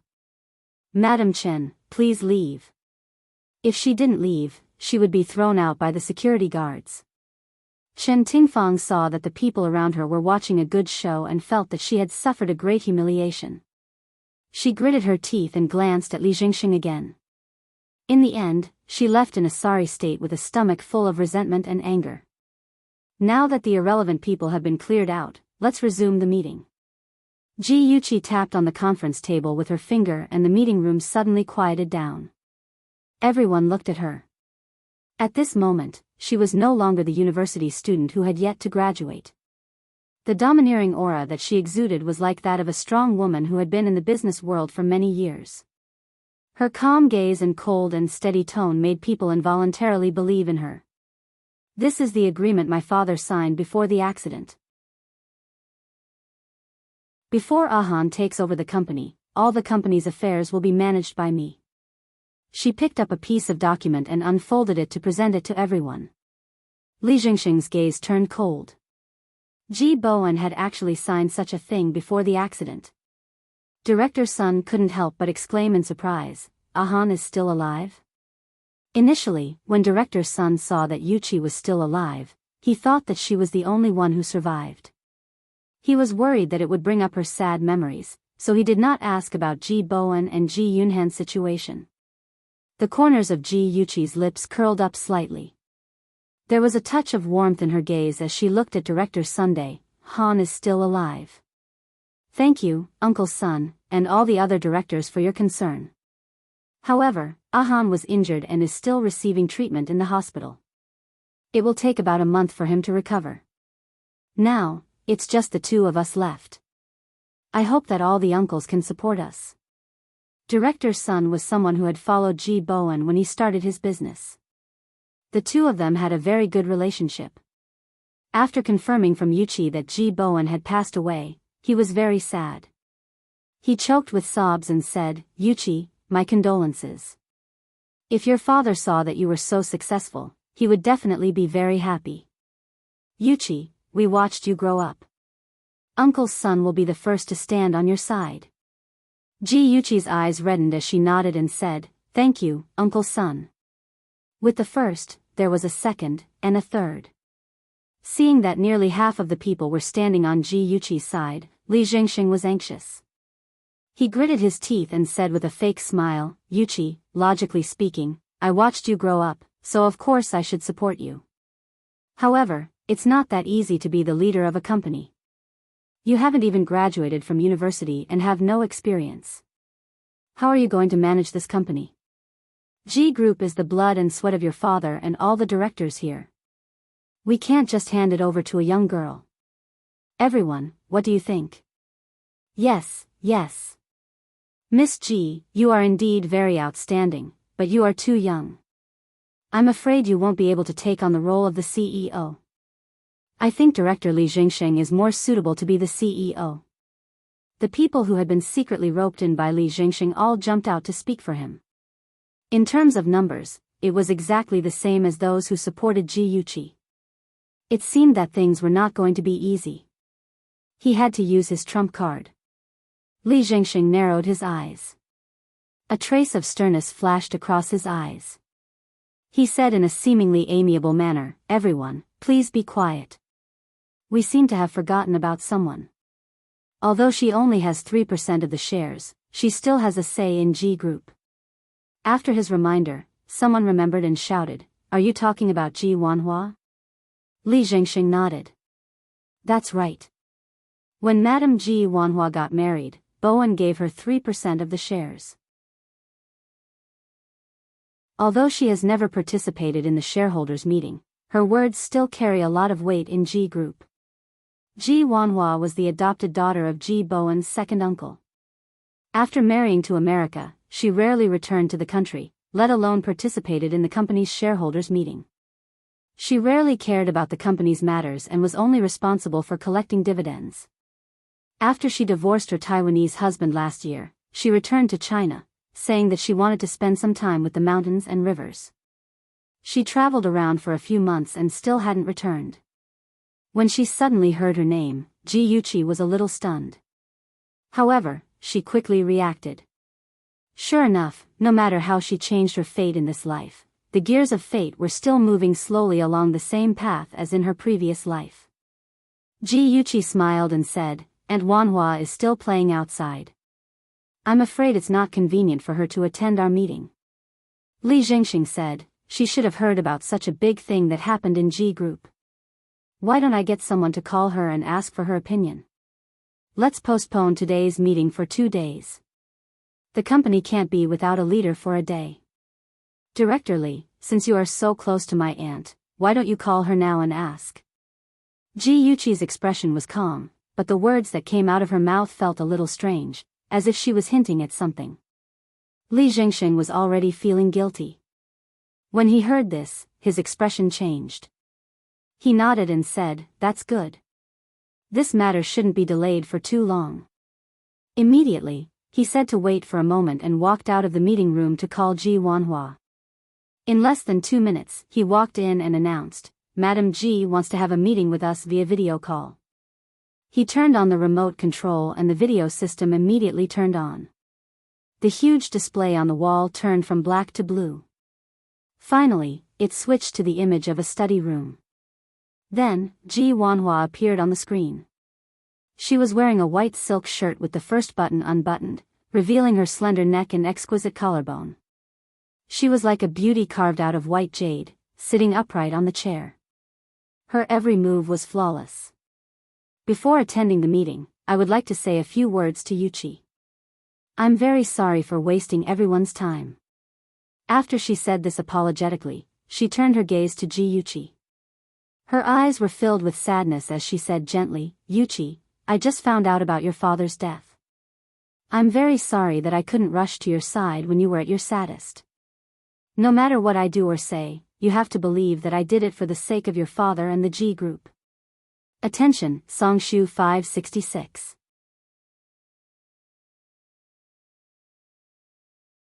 Chapter 934. Ji Yuqi wanted to laugh. She was no stranger to these words. She had heard Ji Wanhua say them in her previous life. After Ji Wanhua said those words, she immediately threw Yuqi into hell. She even made it seem like she was putting righteousness before family and was really doing what was best for G Group. What a good tactic. Ji Yuqi gathered her thoughts. Her eyes moved slightly, revealing a slightly moved expression. Her eyes reddened at just the right moment. "Auntie, I know that no matter what you do, you're doing it for my father. If my father knew in the afterlife, he would also be grateful to you." The sadness in Ji Wanhua's eyes deepened. Her lips quivered a few times, and there was a hint of struggle between her brows. In the end, it seemed that reason prevailed. She pursed her lips and looked away from Ji Yuqi. Instead, she looked around at the crowd and said firmly, "Dear directors, I know that the votes for Director Li and Yuqi are the same. No matter which side I support, that side will win.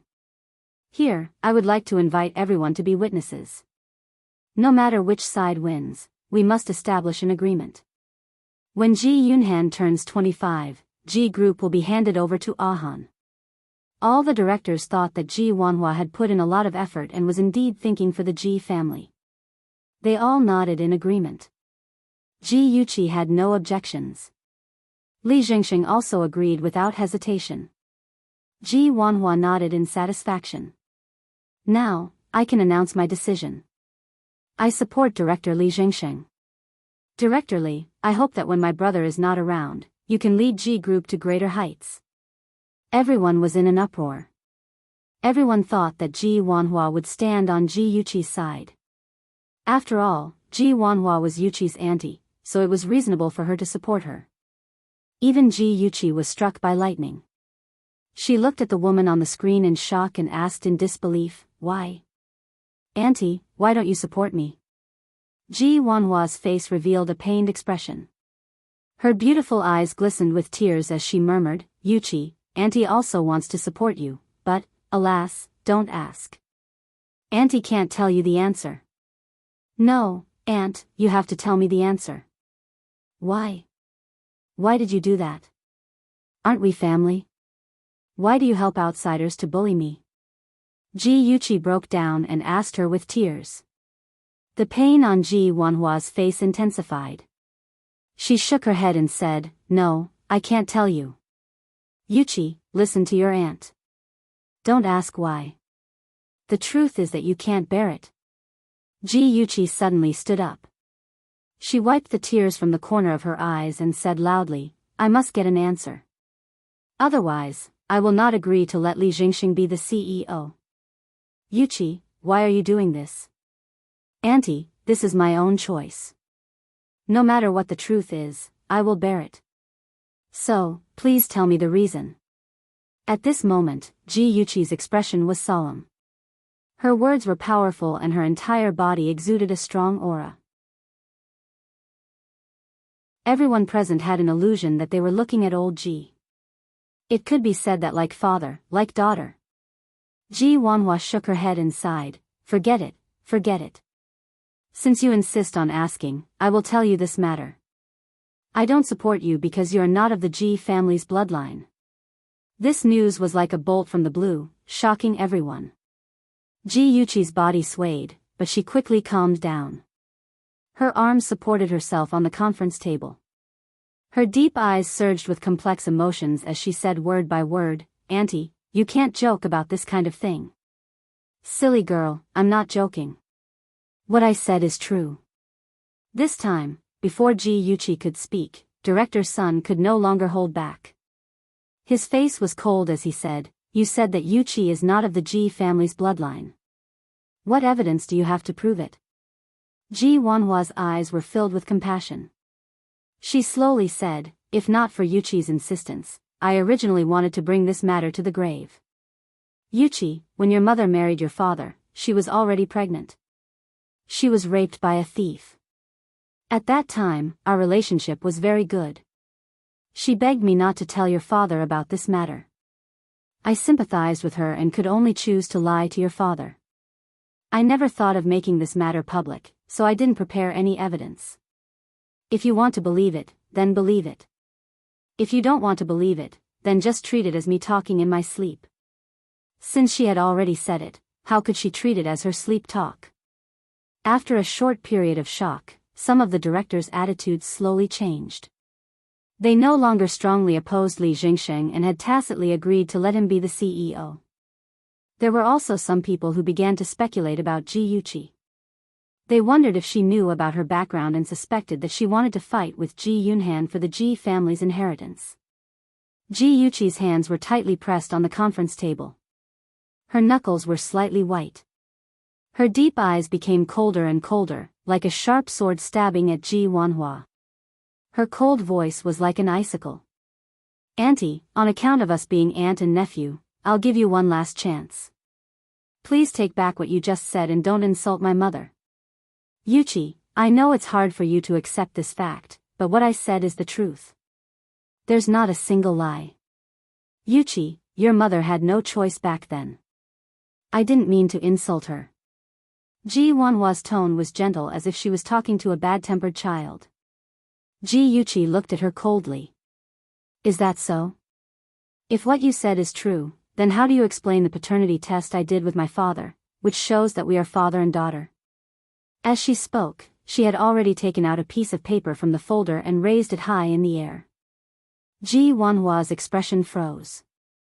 At an angle where the people in the conference room couldn't see, she clenched her fingers tightly.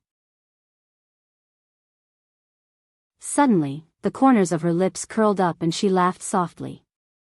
Yuqi, I didn't expect you to be so capable. You even investigated your background in advance and prepared for everything. Fortunately, I didn't choose you today. Otherwise, if the G group fell into your hands, you definitely wouldn't return it to Ahan. Auntie, this is the last time I'm calling you Auntie. I'm very curious. Why do you hate my father so much? Why do you hate the Ji family so much that you don't even hesitate to hand the family business over to someone else? Do you think that as long as Li Jingxing controls the Ji group, you can get half of the shares? Oh, wake up, my dear auntie. You're snatching food from a tiger's mouth. Ji Yuqi's voice was cold as she spoke tirelessly, as if she had heard the agreement between Ji Wanhua and Li Jingxing with her own ears. Li Jingxing and Ji Yuqi's expressions changed at the same time. Li Jingxing slammed the table and said sternly, Ji Yuqi, don't go overboard. Don't think that just because your surname is Ji that you're a member of the Ji family. In the Ji group, a bastard like you can't spout nonsense. Ji Yuqi's expression turned cold. Bastard? Who are you scolding? Li Jingxing blurted out, Bastard, of course I'm scolding you.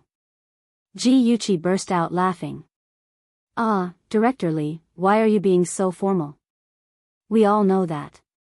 You don't have to rush to admit that you're a bastard, really. Li Jingxing realized that he had fallen into her trap and his face turned red with anger. He said angrily, Ji Yuqi, you're not a member of the Ji family. You don't have the right to inherit Ji Bowen's shares, and you don't have the right to stand here. Security, hurry up and throw her out. I think the person who should be thrown out is you. The smile on Ji Yuqi's face had long disappeared and was now covered with frost. She stared at Li Jingxing with cold eyes and said sternly, You colluded with Chen Tingfang and Ji Wanhua to try and take over my Ji group, and you still have the cheek to yell at me. You're really shameless to the extreme. On the other end of the screen, Ji Wanhua witnessed Ji Yuqi's outburst and retorted indignantly, Yuqi, I supported Li Jingxing for the sake of the big picture. Don't maliciously slander me just because I exposed your background and ambitions. Wanhua, you've really disappointed me. Just as the atmosphere was about to freeze, the heavy wooden door of the conference room was pushed open again and a wheelchair was slowly pushed in. The person who spoke in the wheelchair stunned the directors present.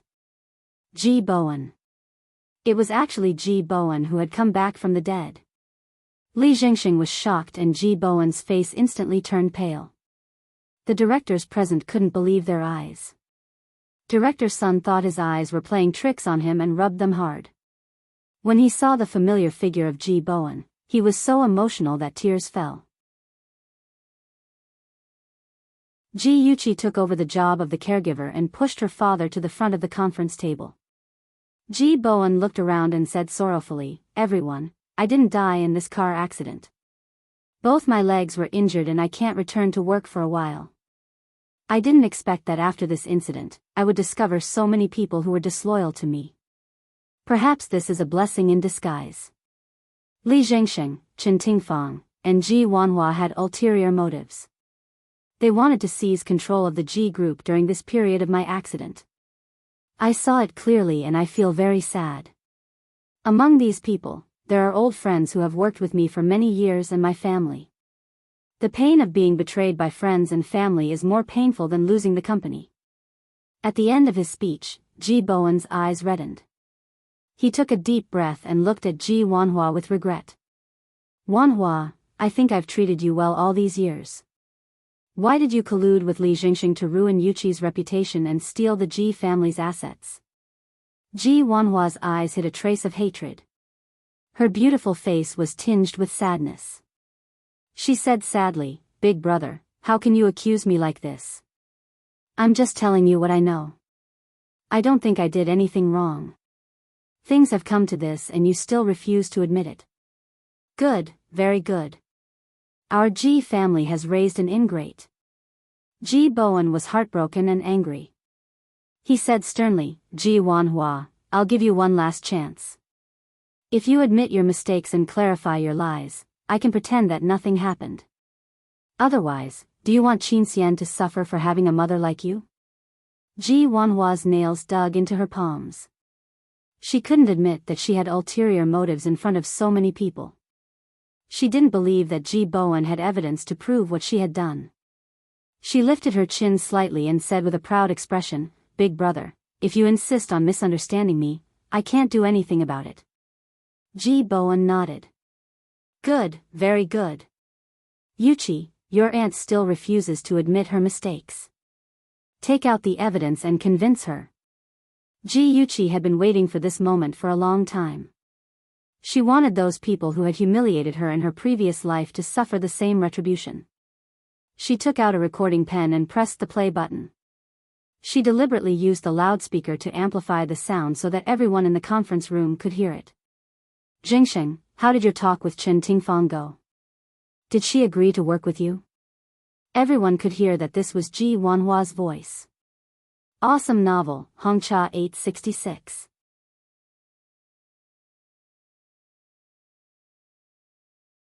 Chapter 935. Then, Li Jingxing replied, we've already discussed it. Now that Lu Jianfeng has fallen from grace, she has lost her backing. She could be abandoned by Ji Bowen at any time. She should hurry up and find someone to back her up. I've already discussed it with her. On the anniversary of Ji Bowen's ex-wife's death, we'll create a car accident. It would be best if all three of them were killed. Ji Wanhua was silent for a while. Li Jingxing's teasing voice sounded, why? You can't bear to part with them? After a while, Ji Wanhua said, I'm worried that a car accident could easily expose us. If the police were to target us, it would be troublesome. Don't worry, we won't expose ourselves. I've already planned it out. Since you've already arranged it, I'm relieved. By the way, Chen Tingfang is not to be underestimated. We have to guard against her. If she gives us away, we'll be in trouble. I've already prepared for this. I have something on her, so she has no choice but to listen to me, Gigai. Something on her?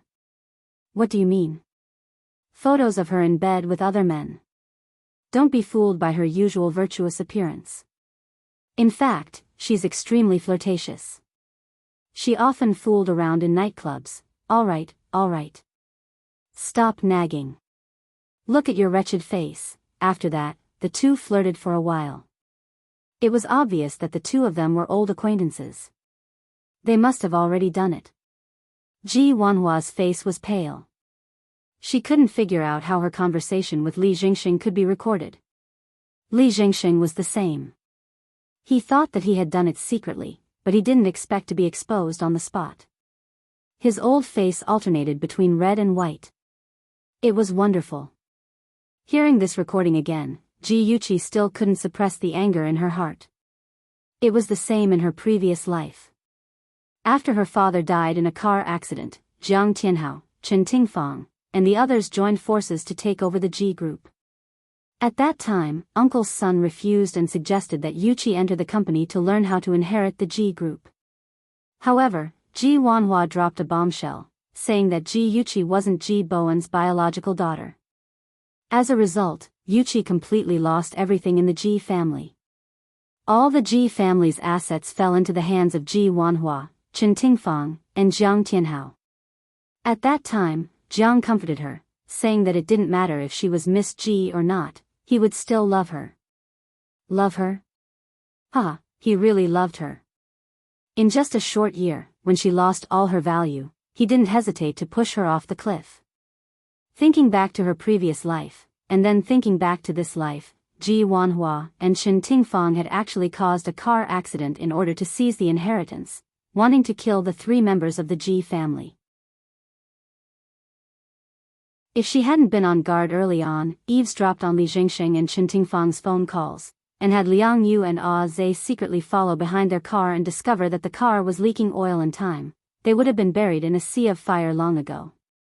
On the day of the accident, the truck driver threw a cigarette and caused a fire. The driver, Uncle Wang, was the first to bear the brunt of the fire. His clothes were immediately set on fire. He endured the intense pain and quickly pulled over. Because he was too fast, the BMW hit the roadside railing. During the collision, Ji Bowen injured his head and fractured both his legs in order to protect his children. Fortunately, Liang Yu and Zhe arrived in time before the car exploded and rescued the four of them. However, Uncle Wang's body was severely burned and he was still in critical condition. After the accident, Ji Yuqi purposely released fake news in order to lure out Chen Tingfang and the other big fish. She said that the Ji family's car had been destroyed and that all of them had died in the explosion, making Chen Tingfang and the others believe that they had died in the explosion. Now that the evidence was irrefutable, it was useless for Ji Wanhua and Li Jingxing to quibble. Ji Bowen's expression was complicated as he slowly said, "Wanhua, why did you do this? Is money really more important to you than your family?" Ji Wanhua removed all her pretense. Her gaze was ferocious and filled with hatred. "Family? You really have the guts to say that? If you and my foster father hadn't forced me back then, how could I have married that Taiwanese? Do you know how he treated me? He cheated on me every other day and kept a mistress. If it wasn't for Qin Xian, I wouldn't have tolerated it for even a day. I've had enough. I've had enough of those days of being stepped on by men. My pain comes from you and my foster father's stubbornness. Ji Bowen, I want to take everything away from you and hurt the family you love the most. I want you to have a taste of the pain I once suffered." Ji Bowen was stunned. He shook his head and sighed. "Back then, second uncle and I also asked for your opinion. You were the one who said that the man had good qualities and was someone you could entrust your life to. After so many years, you're still like this. You clearly made the choice yourself, but once you made the wrong choice, you pushed all the blame to others. Wanhua, you're no longer a child. Can't you be more mature? I'm not wrong. It's all your and my foster father's fault." Ji Wanhua suddenly lost control of her emotions and pushed something beside her to the ground.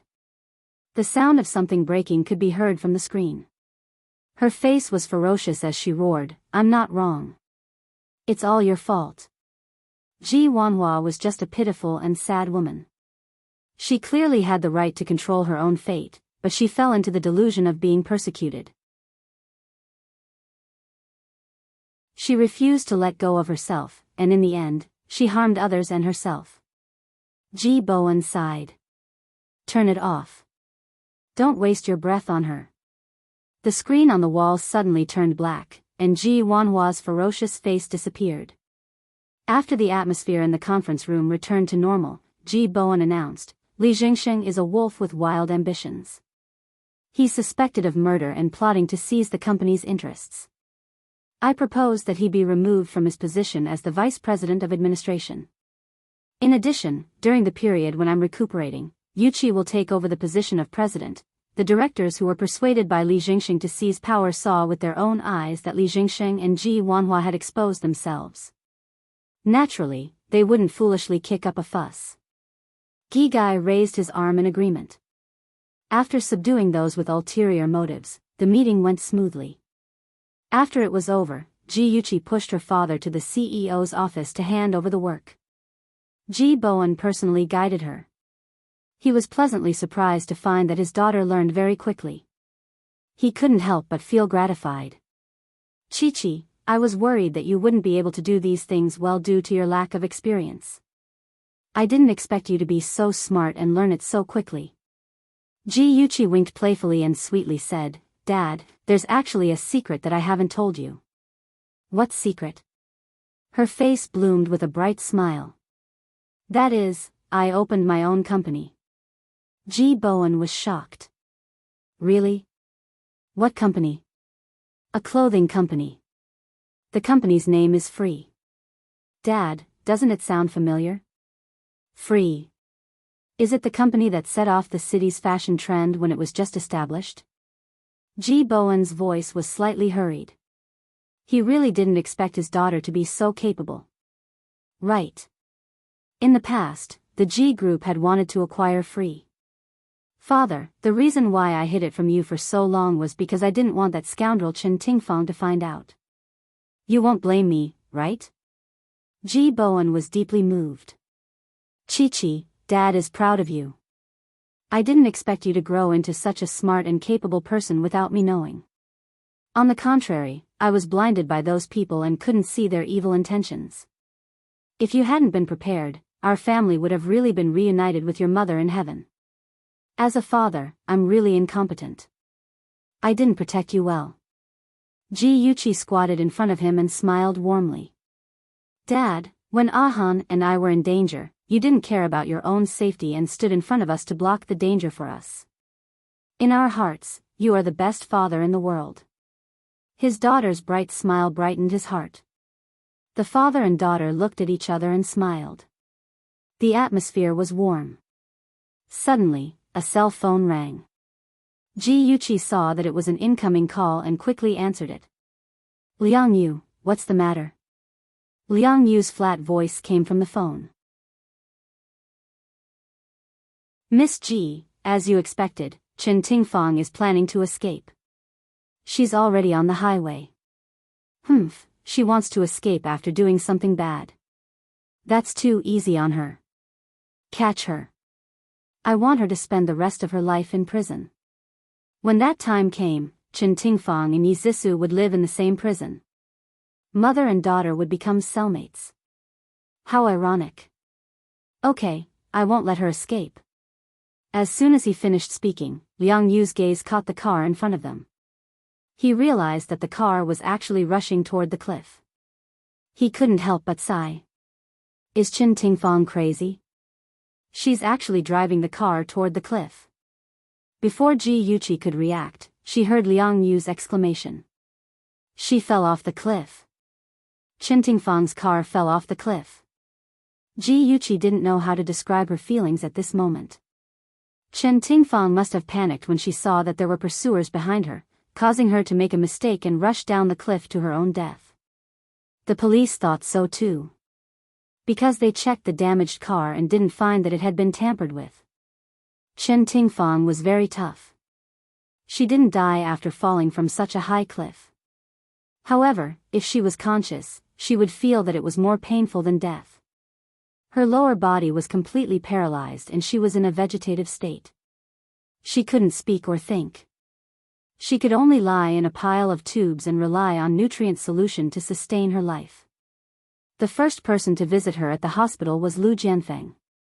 Although Lu Jianfeng was still immaculately dressed, he was no longer as high-spirited as before. His face was gloomy, and his brows were filled with fatigue and sorrow. He sat by Chen Tingfang's bedside, holding her hand with one hand and gently stroking her thin cheek with the other. Xiaofang, I didn't expect that we would meet under such circumstances.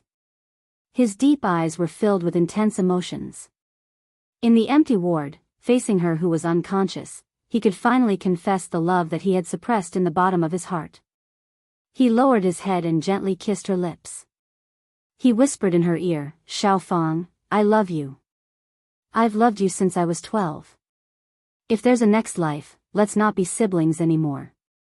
Let's be husband and wife, okay? A drop of tear slid down from the corner of his eye and wet their lips. It also chilled the heart of another woman outside the ward. Wang Menghan stood outside the ward in a daze.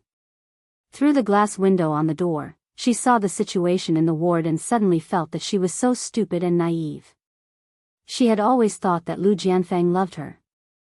Even if the media said that he and Chen Tingfang had a forbidden love, she didn't believe it. She thought that the media was deliberately smearing his reputation. Until this moment, when she saw him hug and kiss Chen Tingfang, she realized how wrong she was. From the beginning to the end, she was just Chen Tingfang's substitute. He never loved her. She couldn't even compare to Wu Shi. At least Wu Shi was his legal wife. The truth was like a heavy bomb that blew up Wang Menghan's love for Lu Jianfeng. It also buried a hidden danger in their relationship. A few years later, when Lu Jianfeng was getting worse and worse, Wang Menghan didn't hesitate to take her daughter and run away with someone else. Today's scene also played a part in it. Ji Bowen and Chen Tingfang finally divorced and completely cut off all ties. Li Jingxing was suspected of murder and was arrested. Ji Wanhua couldn't escape from prison. The Ji family, which was swaying in the wind and waves, finally welcomed a sunny day after the rain. Half a year later, young men and women in bachelor's clothes gathered in front of the magnificent library building. They threw their bachelor's hats up in cheers and photographers quickly took pictures of their exciting youth. Among the cheering students, there was a curly-haired woman. She playfully hugged another woman with a cold face and quickly scratched her waist a few times when she wasn't paying attention. Her bell-like laughter echoed in the air. Yushi, everyone is so happy today. Don't put on a cold face anymore. Hurry up, give sister a smile. Lin Yushi was the most ticklish. She laughed loudly when she was scratched, and tears almost came out of her eyes. She said intermittently, "Yuchi, stop scratching. Be careful or I'll complain to your family Shinja that there's a junior who's a year younger than you who's pursuing you." Complain? How dare you threaten me? See how I'll deal with you. Ayaya, stop it. I don't dare. Mrs. Shen, I beg you, let me go, do you know you're wrong? Next time you make fun of me and Shinja, I'll scratch you again. Stop scratching. Look, a hot air balloon. Hey, Miss Lin, your excuse is very idiotic. Where did that, hot air balloon come from? Yuchi looked up and really saw a huge hot air balloon flying in the air. That wasn't the main point. The main point was that there were big red words written on the hot air balloon, "Wife, marry me." A girl next to her shouted excitedly, "Oh my god, it's actually a hot air balloon proposal. It's so romantic. If my boyfriend proposed to me in this way, I'll definitely marry him." The surrounding people were in an uproar, especially the girls. Almost all of them stared at the hot air balloon with sparkling eyes. They wanted to see who the man standing in the hot air balloon was and which girl was so lucky. The only ones who remained calm were probably Lin Yushi and Yuchi. Lin Yushi said expressionlessly, "Wow, I really envy the female lead. She must be very happy to be proposed to by a man in such a romantic way." Yuchi's mouth twitched. She said in a disdainful tone, "Please, don't use such a cold tone to say something that should be said with an aria." Lin Yushi's eyes flashed with a hint of ridicule. Say, the male lead in the hot air balloon can't be your family Shinja, right? Beauty novel, Shinwoo 799.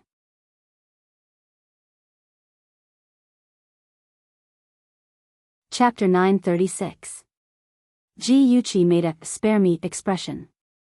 Impossible, Shinja would never do such a high-profile thing. Shinja, hey, I already said that it can't be him. Lin Yushi couldn't help but roll her eyes and turn her face away.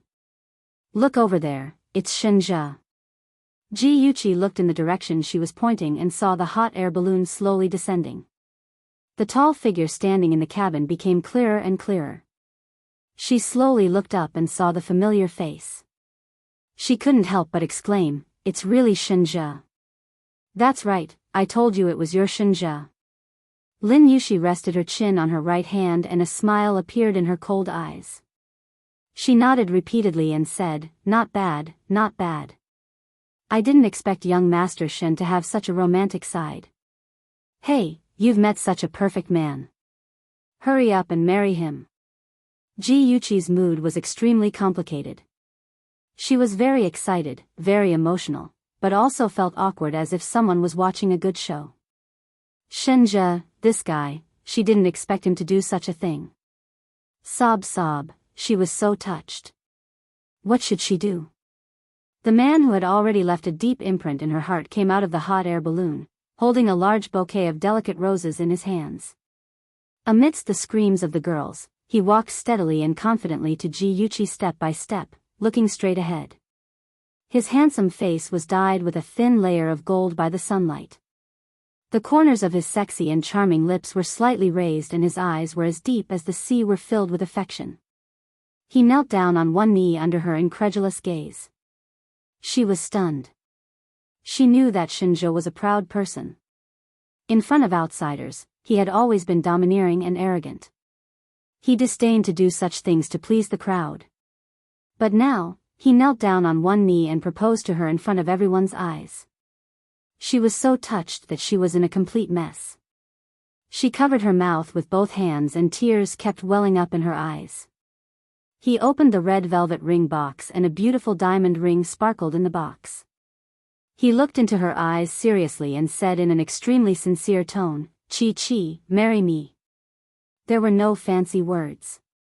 His love, just like his person, was as deep as the sea, without any complaints or regrets. Yuchi smiled with tears in her eyes. "I don't know how to take care of my husband and children. I want to have my own career. He replied, if you want to be a strong woman, I'll be the man behind you. Her tears fell even more fiercely. I want to wait a few more years before having children. All right. Spending a few more years with just the two of us is exactly what I want. She suddenly lowered her body and knelt on one knee in front of him. The two of them looked at each other at eye level. She smiled and looked at him. Sometimes, I don't do well and I might make you angry. If you are angry, you can't ignore me. You must tell me and let me know what I did wrong. I will learn to do better. His smile deepened. All right. She held his hand and said softly, I might not be as beautiful as other women. I'm not as gentle as other women. I'm also very narrow-minded. I want you to only love me in your life. I have many flaws. Are you willing to marry someone like me? He didn't answer but used his actions to tell her the answer. He gently put the ring on her finger and asked with a smile, Mrs. Shen, can I kiss you now? She nodded shyly. Thus, under the sunny blue sky, amidst the screams, he hugged her tightly and slowly kissed her lips. Shenji couldn't wait to rush into the Civil Affairs Bureau with Ji Yuqi. He flung out 2 household registers and received the marriage certificate. The staff of the Civil Affairs Bureau sighed. The bride was still wearing a bachelor's gown, but she got married as soon as she graduated. The man she married was also tall, rich, and handsome. Sigh, this was a winner in life. In the lavender manor of Provence, the sun shone on the ancient stone road. The exquisite fountain tinkled, and tall sycamore trees stood on both sides of the road. People dressed up to the nines welcomed the breeze and were intoxicated in the dreamy purple charm of the lavender. A grand wedding was being held here. In the bride's lounge, the internationally renowned makeup artist was doing the final makeup for Ji Yuqi. She carefully put the veil on Ji Yuqi's head and looked at it carefully. When every detail was perfect, she exclaimed excitedly, it's really perfect. Ji Yuqi, you're going to be the most beautiful bride. Thank you very much, Ada. You're welcome, my dear. The wedding will start in 10 minutes. I have to go to the washroom. Ada shrugged exaggeratedly. Ji Yuqi couldn't help but smile. Go quickly. I won't move. I'll definitely protect the fruits of your labor. After Ada left, the door of the lounge was pushed open. Ji Yuqi thought it was the bridesmaid, Lin Yushi. She turned her head and smiled. What's going on outside? It's you. The smile on her face disappeared. She looked coldly at the man who was getting closer and closer to her, Shinyu. Shinyu was wearing a black suit, which made his tall and straight figure look even taller. He walked with his long legs and stopped in front of her in a few steps. On his handsome and arrogant face, the sexy and cold corners of his lips were slightly curled into a faint smile. It was as if he was meeting an old friend. Of course, one had to ignore the gun in his right hand. The black muzzle of the gun was aimed at Ji Yuqi's heart. He raised his eyebrows, like a devil revealing his fangs. Come with me, my dear sister-in-law. Ji Yuqi spread her arms and spread her hands. Please look at my outfit. Do you think my boss will agree if I go with you now? Shin Yu's smile didn't change. He raised the gun. Do you need me to remind you of your current situation? Whether you're willing or not, you have to go with me. I say, second young Master Shen, I'm really worried about your IQ. There are people everywhere outside. I'm still wearing a wedding dress. I'm simply a moving human target. Do you really think you can escape from here with me? Ji Yuqi spared no effort to talk nonsense with him, trying to stall for time. Stop talking nonsense. Do as I say. Shinyu suddenly withdrew his smile. His eyes became fierce. He strode forward and pressed the muzzle of the gun against her neck. One hand clamped on her waist, and he forcefully dragged her to the door. Ji Yuqi was a little regretful.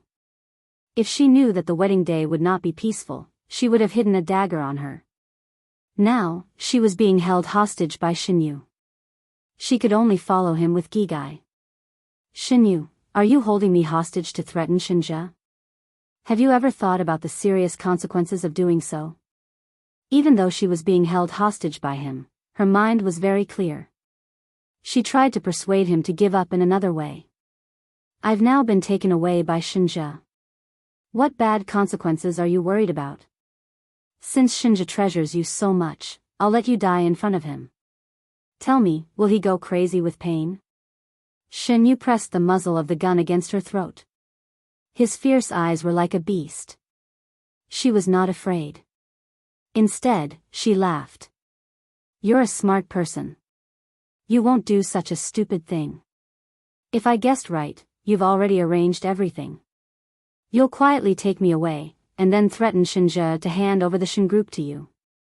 Am I right? She delayed for at least 3 minutes. No one came. There was only one possibility. Xinyu had controlled the situation outside. Xinyu raised his eyebrows. You're really smart. I'm already considering whether to take you as my woman. While speaking, his movements were not slow at all. He took her to a secluded safety passage. In the empty underground corridor, there was not a single shadow. The footsteps of the two people were particularly clear. A black Land Rover was parked in the underground garage. Xinyu took her to the Land Rover. Click, click, click. Another person's footsteps suddenly sounded in the quiet garage. The man's handsome and proud body, facing the weak light, was set off by him. He was wearing a white suit, which complemented Ji Yuqi's white wedding dress. His handsome face was expressionless. His cold gaze slid past Xinyu, and finally landed on Ji Yuqi, who was in his arms. Where do you plan to take my wife? The cold voice was like a sharp sword piercing through the air, cold and silent. Xinyu leaned the muzzle of the gun against Ji Yuqi's neck and said coldly, I didn't expect you to come so quickly. Shinja took 2 steps closer. His gaze was indifferent, without any emotion. Let go of Chi. I'll give you whatever you want. Xinyu raised his chin and laughed mockingly. Ha, you're really generous. I want the Shin group back in my hands. No problem. Shinja did not hesitate. Xinyu's eyes became fanatical. He said loudly, I also want all of the Shin family's property. I'll give it all to you. It was an unusually calm sentence, as if he was talking about today's weather. Since you're so straightforward, then sign this share transfer agreement. Xinyu held the gun in one hand, and quickly took out a document from his bosom and threw it at Shinja's feet. Shinja glanced at Ji Yuqi. His deep eyes hid a touch of relief, as if comforting her, telling her not to worry. Ji Yuqi's lips curved. In fact, the moment he appeared safely, she did not have the slightest bit of worry in her heart. As long as he was fine, it was fine. The moment Shinja bent down to pick up the document, Xinyu focused most of his attention on him, in case he suddenly played tricks. Shinja did not even look at the document. He directly took out a gold pen from his pocket and signed his name. Xinyu grabbed Ji Yuqi tightly and said to Shinja, throw the document over and step back 5 meters. Shinja listened to him and threw the document about a meter away from him. Then he stepped back a few steps. I've done as you said. Now, please let go of my wife. Xinyu's lips curved into a strange arc. What's the hurry? After I confirm that the signature is correct, I'll naturally let her go. He tightened his arms in a show of force. Ji Yuqi immediately pressed against his chest. She frowned in disgust. Shinja's pupils suddenly tightened. There was a strong hostility hidden in his deep dark eyes. He slowly clenched his fists, but in the end, he did not move. Xinyu sneered, as if laughing at his powerlessness. After a short laugh, he lazily called out, 13, bring me the contract. As soon as his voice fell, a man in a black shirt and black pants walked out from an unknown corner. He carried a submachine gun on his shoulder, wore sunglasses on the bridge of his nose, and had an earphone in his ear. When he approached Xinyu and the other two, his hawk-like sharp eyes quickly scanned the surroundings, maintaining a high level of vigilance. Attention, Hongcha 866.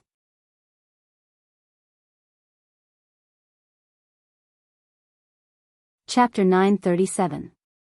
Very good, the person hiding in the dark had finally come out. The reason why Shinji did not make a move was because Aze had captured a few of the other party's people.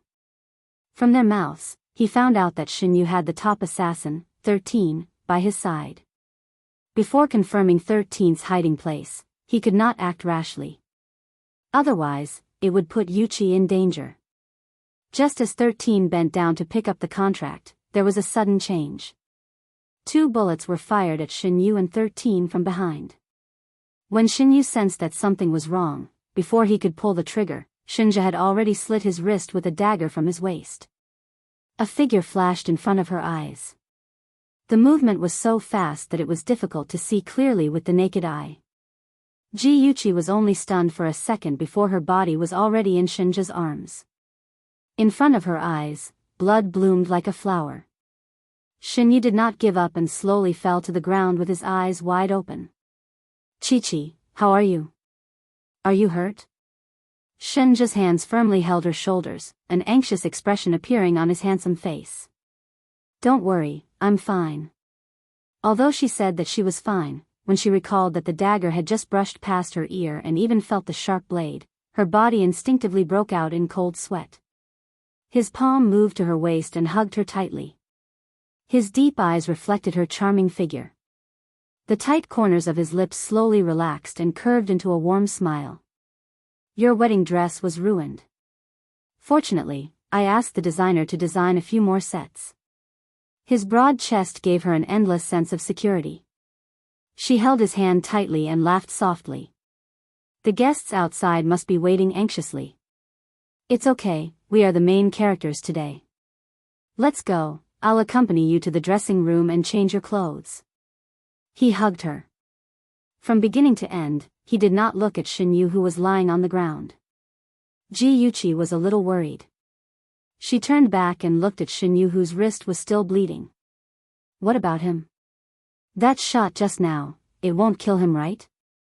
That's just an anesthetic, making him unconscious. Today is our big day, it's not good to kill. If it weren't for this, Shinyu would very likely migrate to Heavenly Kingdom. As soon as Shinja's voice fell, footsteps suddenly sounded in the quiet garage.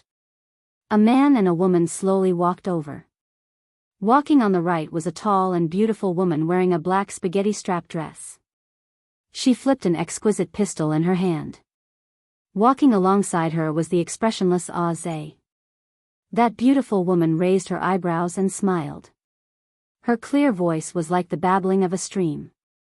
Boss, madam, the two of you should hurry up and change your clothes. Leave this to me and Aze. It turned out that the people who were hiding in the dark and shooting at Shinyu and 13 were Aze and his elder sister, Lan Fei. Yuchi smiled and nodded. Thank you, Sister Fei, Aze. When she left the garage with Shinja and hurried to the dressing room, Yuchi insincerely expressed sympathy to Shinyu and Shinja in her heart. They fell into the hands of Lan Fei, and she was afraid that it was worse than death. Lan Fei had never been soft-hearted towards her enemies. They would definitely be treated as lab rats again.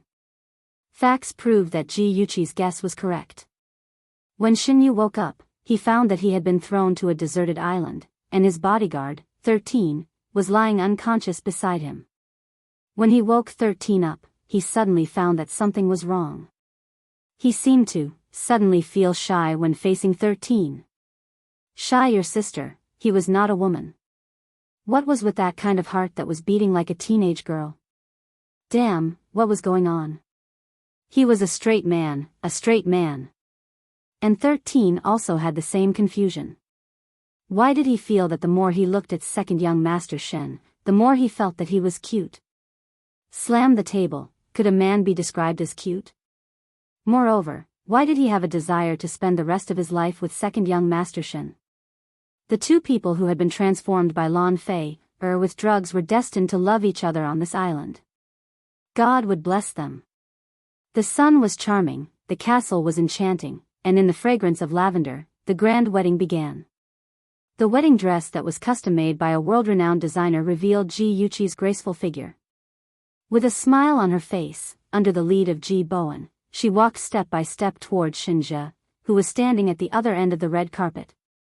He was wearing a white suit and looked handsome. His elegant face had an elegant smile as he stared intently at the woman approaching him. Her hand fell into his palm. The two of them looked at each other and smiled. The whole world seemed to have stopped, and they only had each other in their eyes. In the solemn sound of the vows, they became husband and wife. In the midst of the crowd's cheers and blessings, they hugged and kissed each other. The familiar soft touch bloomed between their lips and teeth, and they smelled the taste of happiness. When the wedding banquet was about to end, Ji Yuqi saw Shin Jinhao's figure. She did not expect him to come. A hint of surprise flashed through her eyes, and she smiled and nodded at him. Shenja's expression was indifferent. He nodded politely, as if he was talking to a stranger. Shin Jinhao's expression did not look too good. He lowered his voice and said, "Where did you go? What did you do to him?" Ji Yuqi tightened her grip on Shinja's hand. She thought that Shin Jinhao had come to give them his blessings. It seemed that she had thought too much. Her heart ached as she stroked the back of his hand. He held her hand back and replied in a cold voice, "He wanted to kidnap my wife, so I taught him a lesson. As for where he went now, how would I know? I'm not his nanny. I still have to entertain the guests. Excuse me." Shinja did not care about Shin Jinhao's ashen face. He held Ji Yuqi's hand and left. He had long been disappointed with that nominal father of his. After experiencing the scene just now, he did not take it to heart. Instead, Ji Yuqi felt sorry for him. While no one was paying attention, she stood on her tiptoes and quickly kissed his cheek. She whispered, "Aja, you still have me. Chi-Chi, being able to marry you is the happiest thing in my life." Fortunately, she was still here. She had always been here. The September sun was as warm as a dream. The newlyweds kissing in the ancient manner were the envy of many single guests. 3 years later. On a private island in Hawaii, white sand rippled, the blue sky and the blue sea were beautiful. Under the setting sun, the warm afterglow sprinkled on the sea. It was golden and dazzling, as if it was covered with a layer of gold. Ji Yuqi lay comfortably on a deck chair under a huge parasol, enjoying a leisurely time. It was her and Shenja's 3rd wedding anniversary. The two of them had left the company and brought their children to this small island for a vacation. She took a sip of the watermelon juice on the table and looked at the beautiful scenery by the sea. Shenja walked over with a baby in each of his arms. He leaned over and kissed her cheek. He smiled gently and said, "My dear wife, it's time for dinner." The 2 babies in his arms were both pink and tender. They were very cute.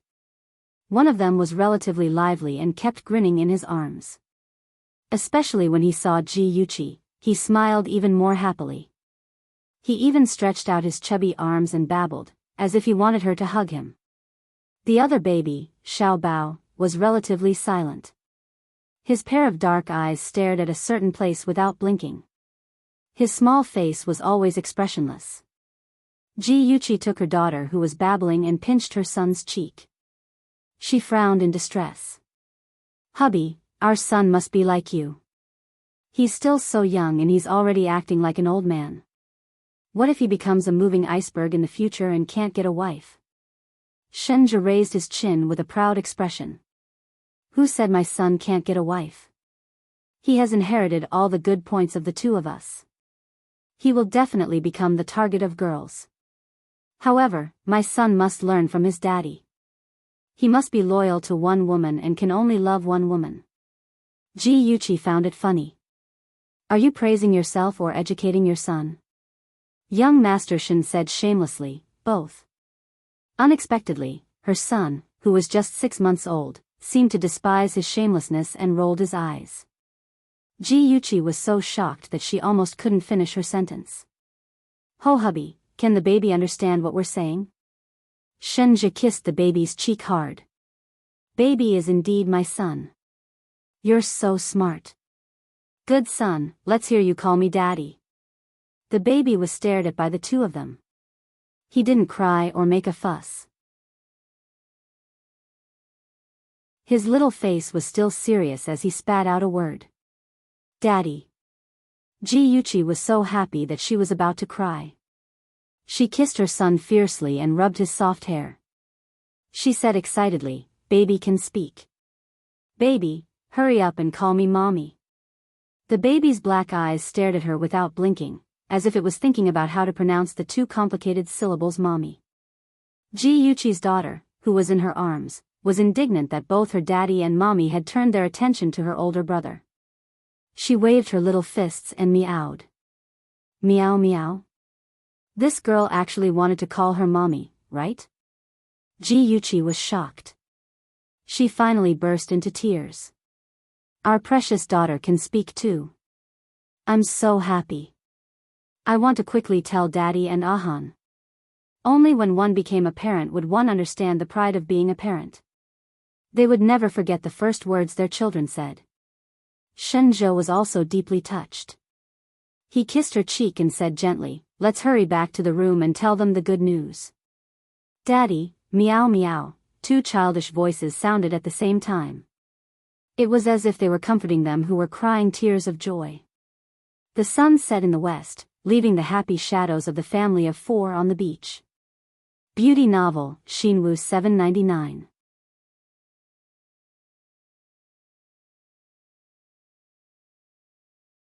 Chapter 938.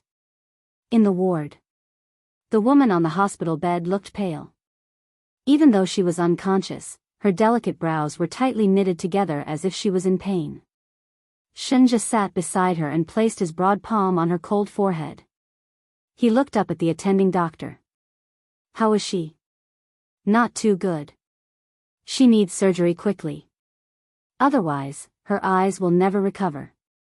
The doctor looked troubled. Now, she's still waiting for the cornea. Shenja's slender fingers gently smoothed her furrowed brows. His movements were extremely gentle, but the words that came out of his mouth were without any warmth. When will it be? I don't know. Maybe a day or two, maybe a week or two, or maybe. No matter how long it took, Ji-Yuchi couldn't wait any longer. She had to have the surgery within 24 hours. Shenja retracted his gaze and looked down at the woman beside him. She was lying there quietly without any signs of life. How painful must it have been for her eyes to be splashed with sulfuric acid. She had fainted from the pain. His deep gaze lingered on her body as he said in a steady voice, use mine. The doctor was stunned. What? He repeated clearly, use my eyes. As he spoke, his gaze was still lingering on Ji-Yuchi. He was so serious and sincere, as if he wanted to carve her appearance into his mind. The doctor was shocked and said agitatedly, no, this is against morality and ethics. Mr. Shen, if you donate your cornea, your eyes will not be able to see. I know. Shenja raised his head. His expression was extremely calm. I don't care. I just want her to be able to see. As long as she could see, as long as she was safe, that was enough. Mr. Shen, please reconsider. This is not a joke. Shenja's gaze was as calm as the deep sea. Prepare for the surgery. Also, please keep this a secret and don't tell her where the cornea came from. That afternoon, the doctor performed a cornea transplant on Ji-Yuchi. The surgery was very successful. Ji-Yuchi was pushed back to the ward, and Shenja was brought back to the villa by Ah-Zhe to live a simple life. He didn't visit Yuchi again because he didn't want her to find out that he was blind. However, he had always asked Ah-Zhe to hide in the dark and secretly record every bit of her. Even if he couldn't see her figure, he could still hear her voice and know how she was doing every day. He knew that her relationship with Jiang Tianhao was getting deeper and deeper. He knew that she was getting better day by day. He knew that her stitches were removed and she could see again. The moment she saw the blue sky again, she called him excitedly. Shenja, my eyes have recovered, I can see. Shenja, have you been busy recently? You haven't come to see me for a long time. Shenja sat in front of the floor-to-ceiling window with his phone in his hand. A faint smile appeared on his lips as he asked in a warm voice, have you recovered your vision? That's great. Congratulations. I'm currently on a business trip abroad, so I can't visit you for the time being. The sunlight enveloped his body and plated a faint layer of gold on his jade-like handsome face. His unfocused eyes stared blankly at the scenery outside the window. Even if he couldn't see anything, Yuchi's brilliant smile still appeared in front of his eyes. Shenja, I'm getting married next Sunday. You'll be there, won't you? Shenja's voice carried a hint of laughter in her voice. The originally warm sunlight suddenly lost its warmth. He shivered from the cold and the smile on his face froze. After a long time, which felt like a century, he found his voice. Okay, I'll attend. I'm very happy that you can come. Shenja, you're on a business trip abroad. Take care of your health, she chattered endlessly by his ear, reminding him of many things. He listened attentively to her every word, and slowly became intoxicated by her gentle voice. He suddenly had an illusion that she was actually sitting by his side, forever by his side, and would never leave. Yuchi, what? His cold lips parted slightly. In the end, he chuckled softly. Nothing.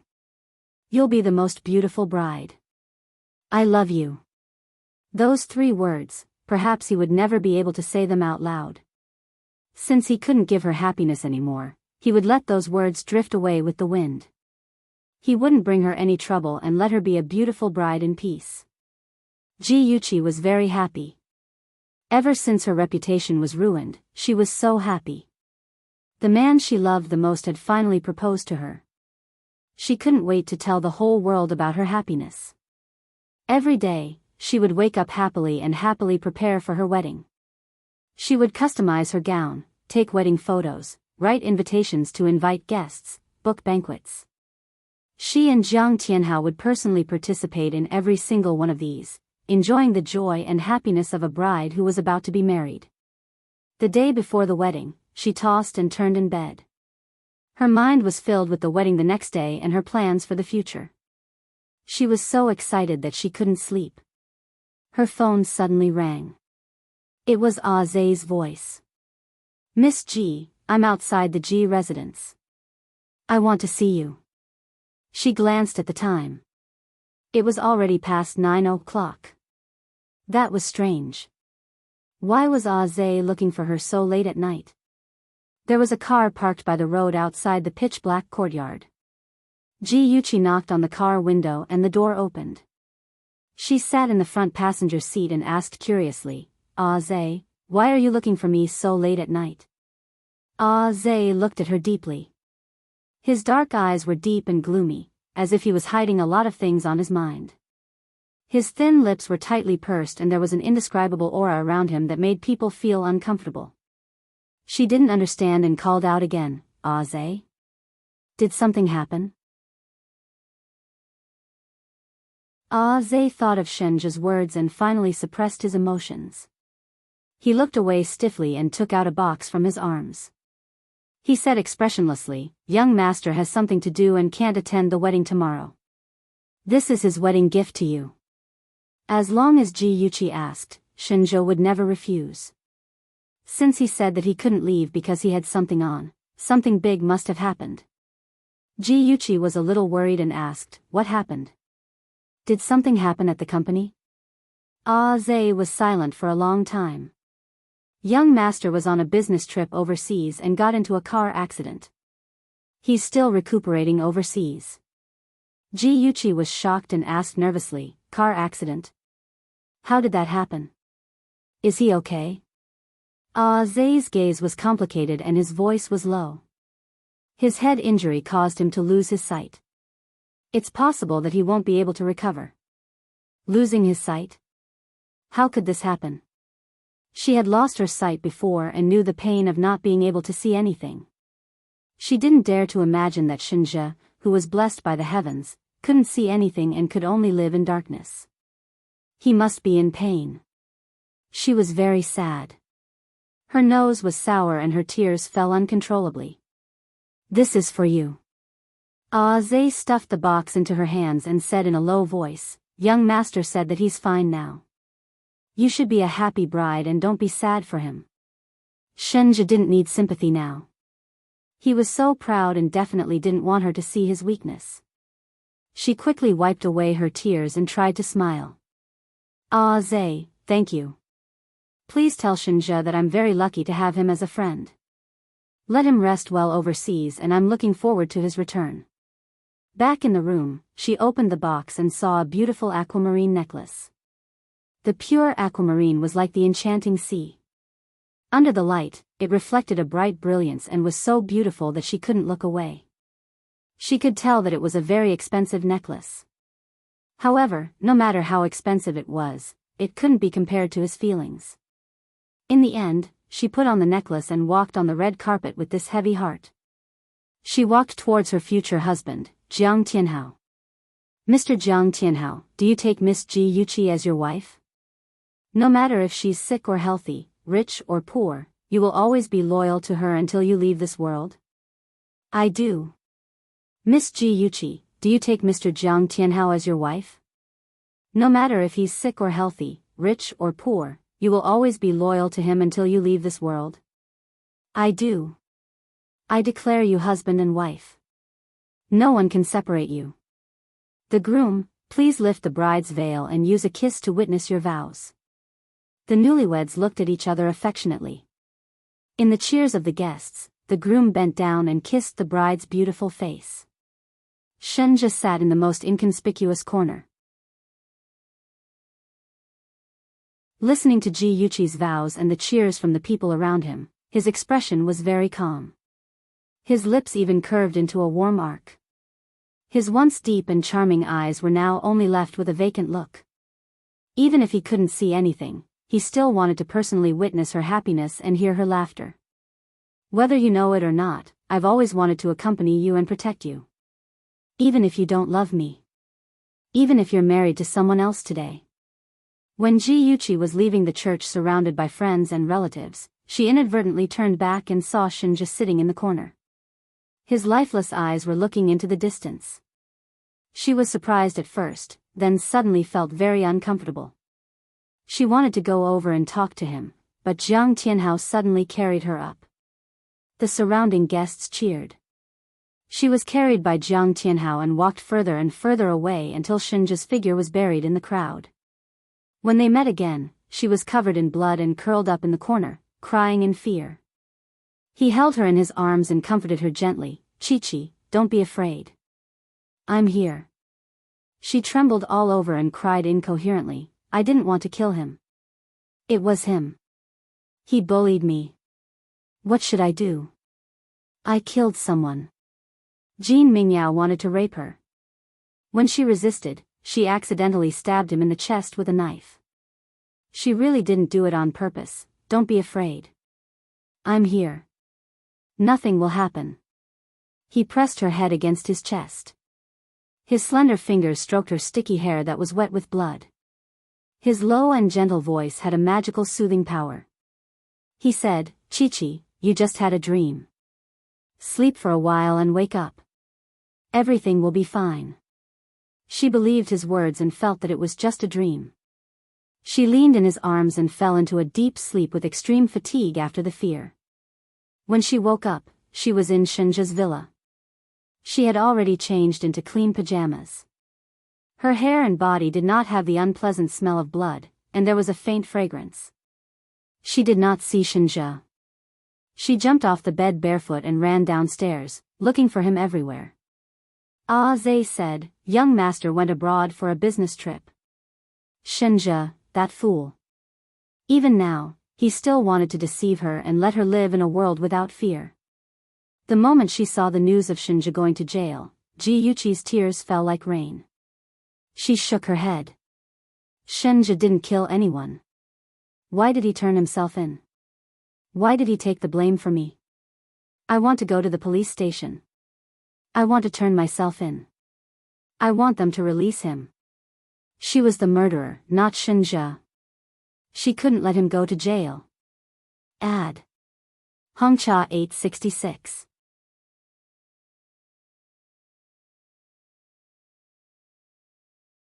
Chapter 939. She ran out of the villa barefooted like a madwoman, not caring that she was still wearing her pajamas. Zay quickly stopped her and shouted, "Are you crazy? Young master sacrificed himself to protect you. Don't let him down. Get out of my way. I can't let him go to jail for me." She screamed and kicked until she finally broke free from Zay's hold. Like a mental patient, she rushed into the police station in a mess. Her eyes were bloodshot as she screamed, "I'm the murderer." But the police thought that she was mentally ill and didn't believe her at all. Shenja created perfect evidence to prove that he was the real murderer of Jean Mingyao. The CEO of the Shen Group became a prisoner. The whole of Ying City was in an uproar, and the Shen Group's share price plummeted. Shen Jianhao hated Shenja to the core and cut off all ties with Shenja in front of the media. He even added insult to injury by saying that Shenja had been autistic since young and that his mental state wasn't very good. Shenja, who was favored by the heavens, became a mental patient and a murderer overnight. He was sentenced to 10 years in prison. "Shenja, why did you do this? You know that I'm the murderer. Why did you take the blame for me?" He said, "Because I love you." In the visitation room, Ji Yuqi's tears rolled down her cheeks through the glass. Shenja couldn't see her tears, but he could hear her crying. Her cries were transmitted to his ears through the microphone. It was like a sharp knife cutting into his heart. His heart ached as he reached out his hand to wipe her tears, but his hand was blocked by the thick glass. Seeing his extended right hand and lifeless eyes, her tears fell even more fiercely. Like a broken string of pearls, she couldn't stop crying. She cried until she almost fainted. Her soft sobs whipped his heart. His heart ached as he comforted her. "Chi, don't cry." How could she not cry? She had almost cried all the tears in her life. She said sadly, "Why are you so silly? I can't even return your love. Why are you so silly?" He knew that he wouldn't get anything in return, but he still gave so foolishly. He was too silly. Shenja only smiled and didn't answer. It was only when the prison guard reminded him that the time was almost up that he said his last sentence. "Chi, if you don't love Jiang Tianhao anymore, can you love me?" She broke down and cried. She didn't deserve it. She didn't deserve his love. 7 years later. The warm sun dispersed the mist and the lush pines and cypresses in the cemetery stood tall and straight. A man in a black suit stood in front of a tombstone, his slender fingers caressing the tombstone. His eyes were slightly lowered and there was a thin layer of mist on his long eyelashes. His thin lips curved and his voice was gentle and soft. "Chi, long time no see." He had waited for a long time, but instead of receiving her love, what he received was the news of her falling off a cliff and passing away. At that moment, he felt as if a part of his heart had been emptied, and he was no different from a walking corpse. She smiled shyly at the photo on the tombstone, just like when they first met. His fingers caressed her cheek longingly and he whispered in her ear, "Chi, just you wait. I will avenge you." During the years in prison, he had already asked Aze to investigate the truth of the matter. He knew that Jiang Tianhao and Yizisu had colluded to kill Yuqi. This time, he came back to collect the debt on behalf of Yuqi. A month after Yuqi's death, Jiang Tianhao and Yizisu couldn't wait to get their marriage certificate. Even so, Jiang Tianhao didn't dare to admit that Chen was his and Yizisu's illegitimate child. In front of the public, he had always been a good husband who deeply loved Ji Yuqi. He couldn't destroy his own image. At first, Yizisu expressed her understanding, but gradually, she began to feel unreconciled and wanted to restore his identity as her son. However, Jiang Tianhao firmly refused, and the couple gradually became conflicted. As a successful man, many women flocked to Jiang Tianhao, wanting to win his favor. Even if they didn't have any status, they were willing to be his mistress. At first, Jiang Tianhao knew how to refuse, but later, as his relationship with Yizisu deteriorated, he simply raised a mistress. Who knows which mistress he had? Paper can't wrap fire. Jiang Tianhao's affair was eventually revealed to Yizisu. She cried, threw a tantrum, and used all her tricks, but there was no way to save him. In the end, she threw out her trump card and threatened him. If he didn't cut ties with those vixens, she would expose Chen Er's identity. Jiang Tianhao's heart was filled with resentment. Although he agreed to stop fooling around on the surface, in reality, he just did it in a more secretive manner. One day, Yizisu received a package containing a thick stack of photos. They were all photos of Jiang Tianhao with different women on a boat. She completely broke down. She hated Jiang Tianhao's heartlessness. For him, she was willing to be the woman behind his back. For him, she caused Ji Yuqi's death and became a murderer. But what about him? Once he had money, he turned bad. He was one person in front of her and another behind her back, trampling on her sincerity. Since he was heartless, why should she be loyal to him? She also began to feign civility, maintaining harmony with him on the surface. In reality, she began to secretly transfer his assets, transferring his assets to another account of hers. In this world, only money could be relied on. Men, to hell with them. Just as the husband and wife were fighting, the G Group suddenly changed. The companies that had previously worked with the G Group all requested to terminate their contracts. The G Group suffered a huge blow. The Shen Group suddenly jumped out and said that they wanted to acquire the G Group. Jiang Tianhao tried to turn the tide, but scandals about him suddenly broke out. It was said that he used his ex-wife, Ji Yuqi, to seize the Ji family's assets. In the end, he colluded with his mistress, Yizisu, and brutally murdered his wife and the child in her womb. He was despised by the world, and the board of directors expressed their dissatisfaction with him. They wanted to elect a new president. Just as he was in a terrible state, Yizisu took all of his savings and escaped with his son. Shenja successfully acquired the G Group and chased Jiang Tianhao and his lackeys out of the company. He returned to his empty villa alone, still dreaming that he would be able to make a comeback one day. However, 2 police officers rushed over and arrested him. It turned out that after Yizisu escaped with the money, she was arrested by the police. It was unknown what happened during the escape, but she kept screaming, "Ghost, ghost, ghost." She spilled the beans like a bamboo tube, telling the police in detail how she and Jiang Tianhao killed Ji Yuqi. 7 years after Jiang Tianhao and Yizisu committed the crime of intentional homicide, their crimes were finally exposed and they were arrested and sent to prison. Although Shenja had acquired the G Group, he had always maintained the original structure of the G Group. He adopted the child of a side relative of the Ji family under his name and raised and taught him personally. When he grew up, he let him inherit the old G Group. He adopted 12 children in his lifetime. They were of different skin colors and came from all over the world. He groomed them into outstanding talents in various fields. He built a business empire. He was the legend of Ing City. He never married. Legend has it that he once loved a woman.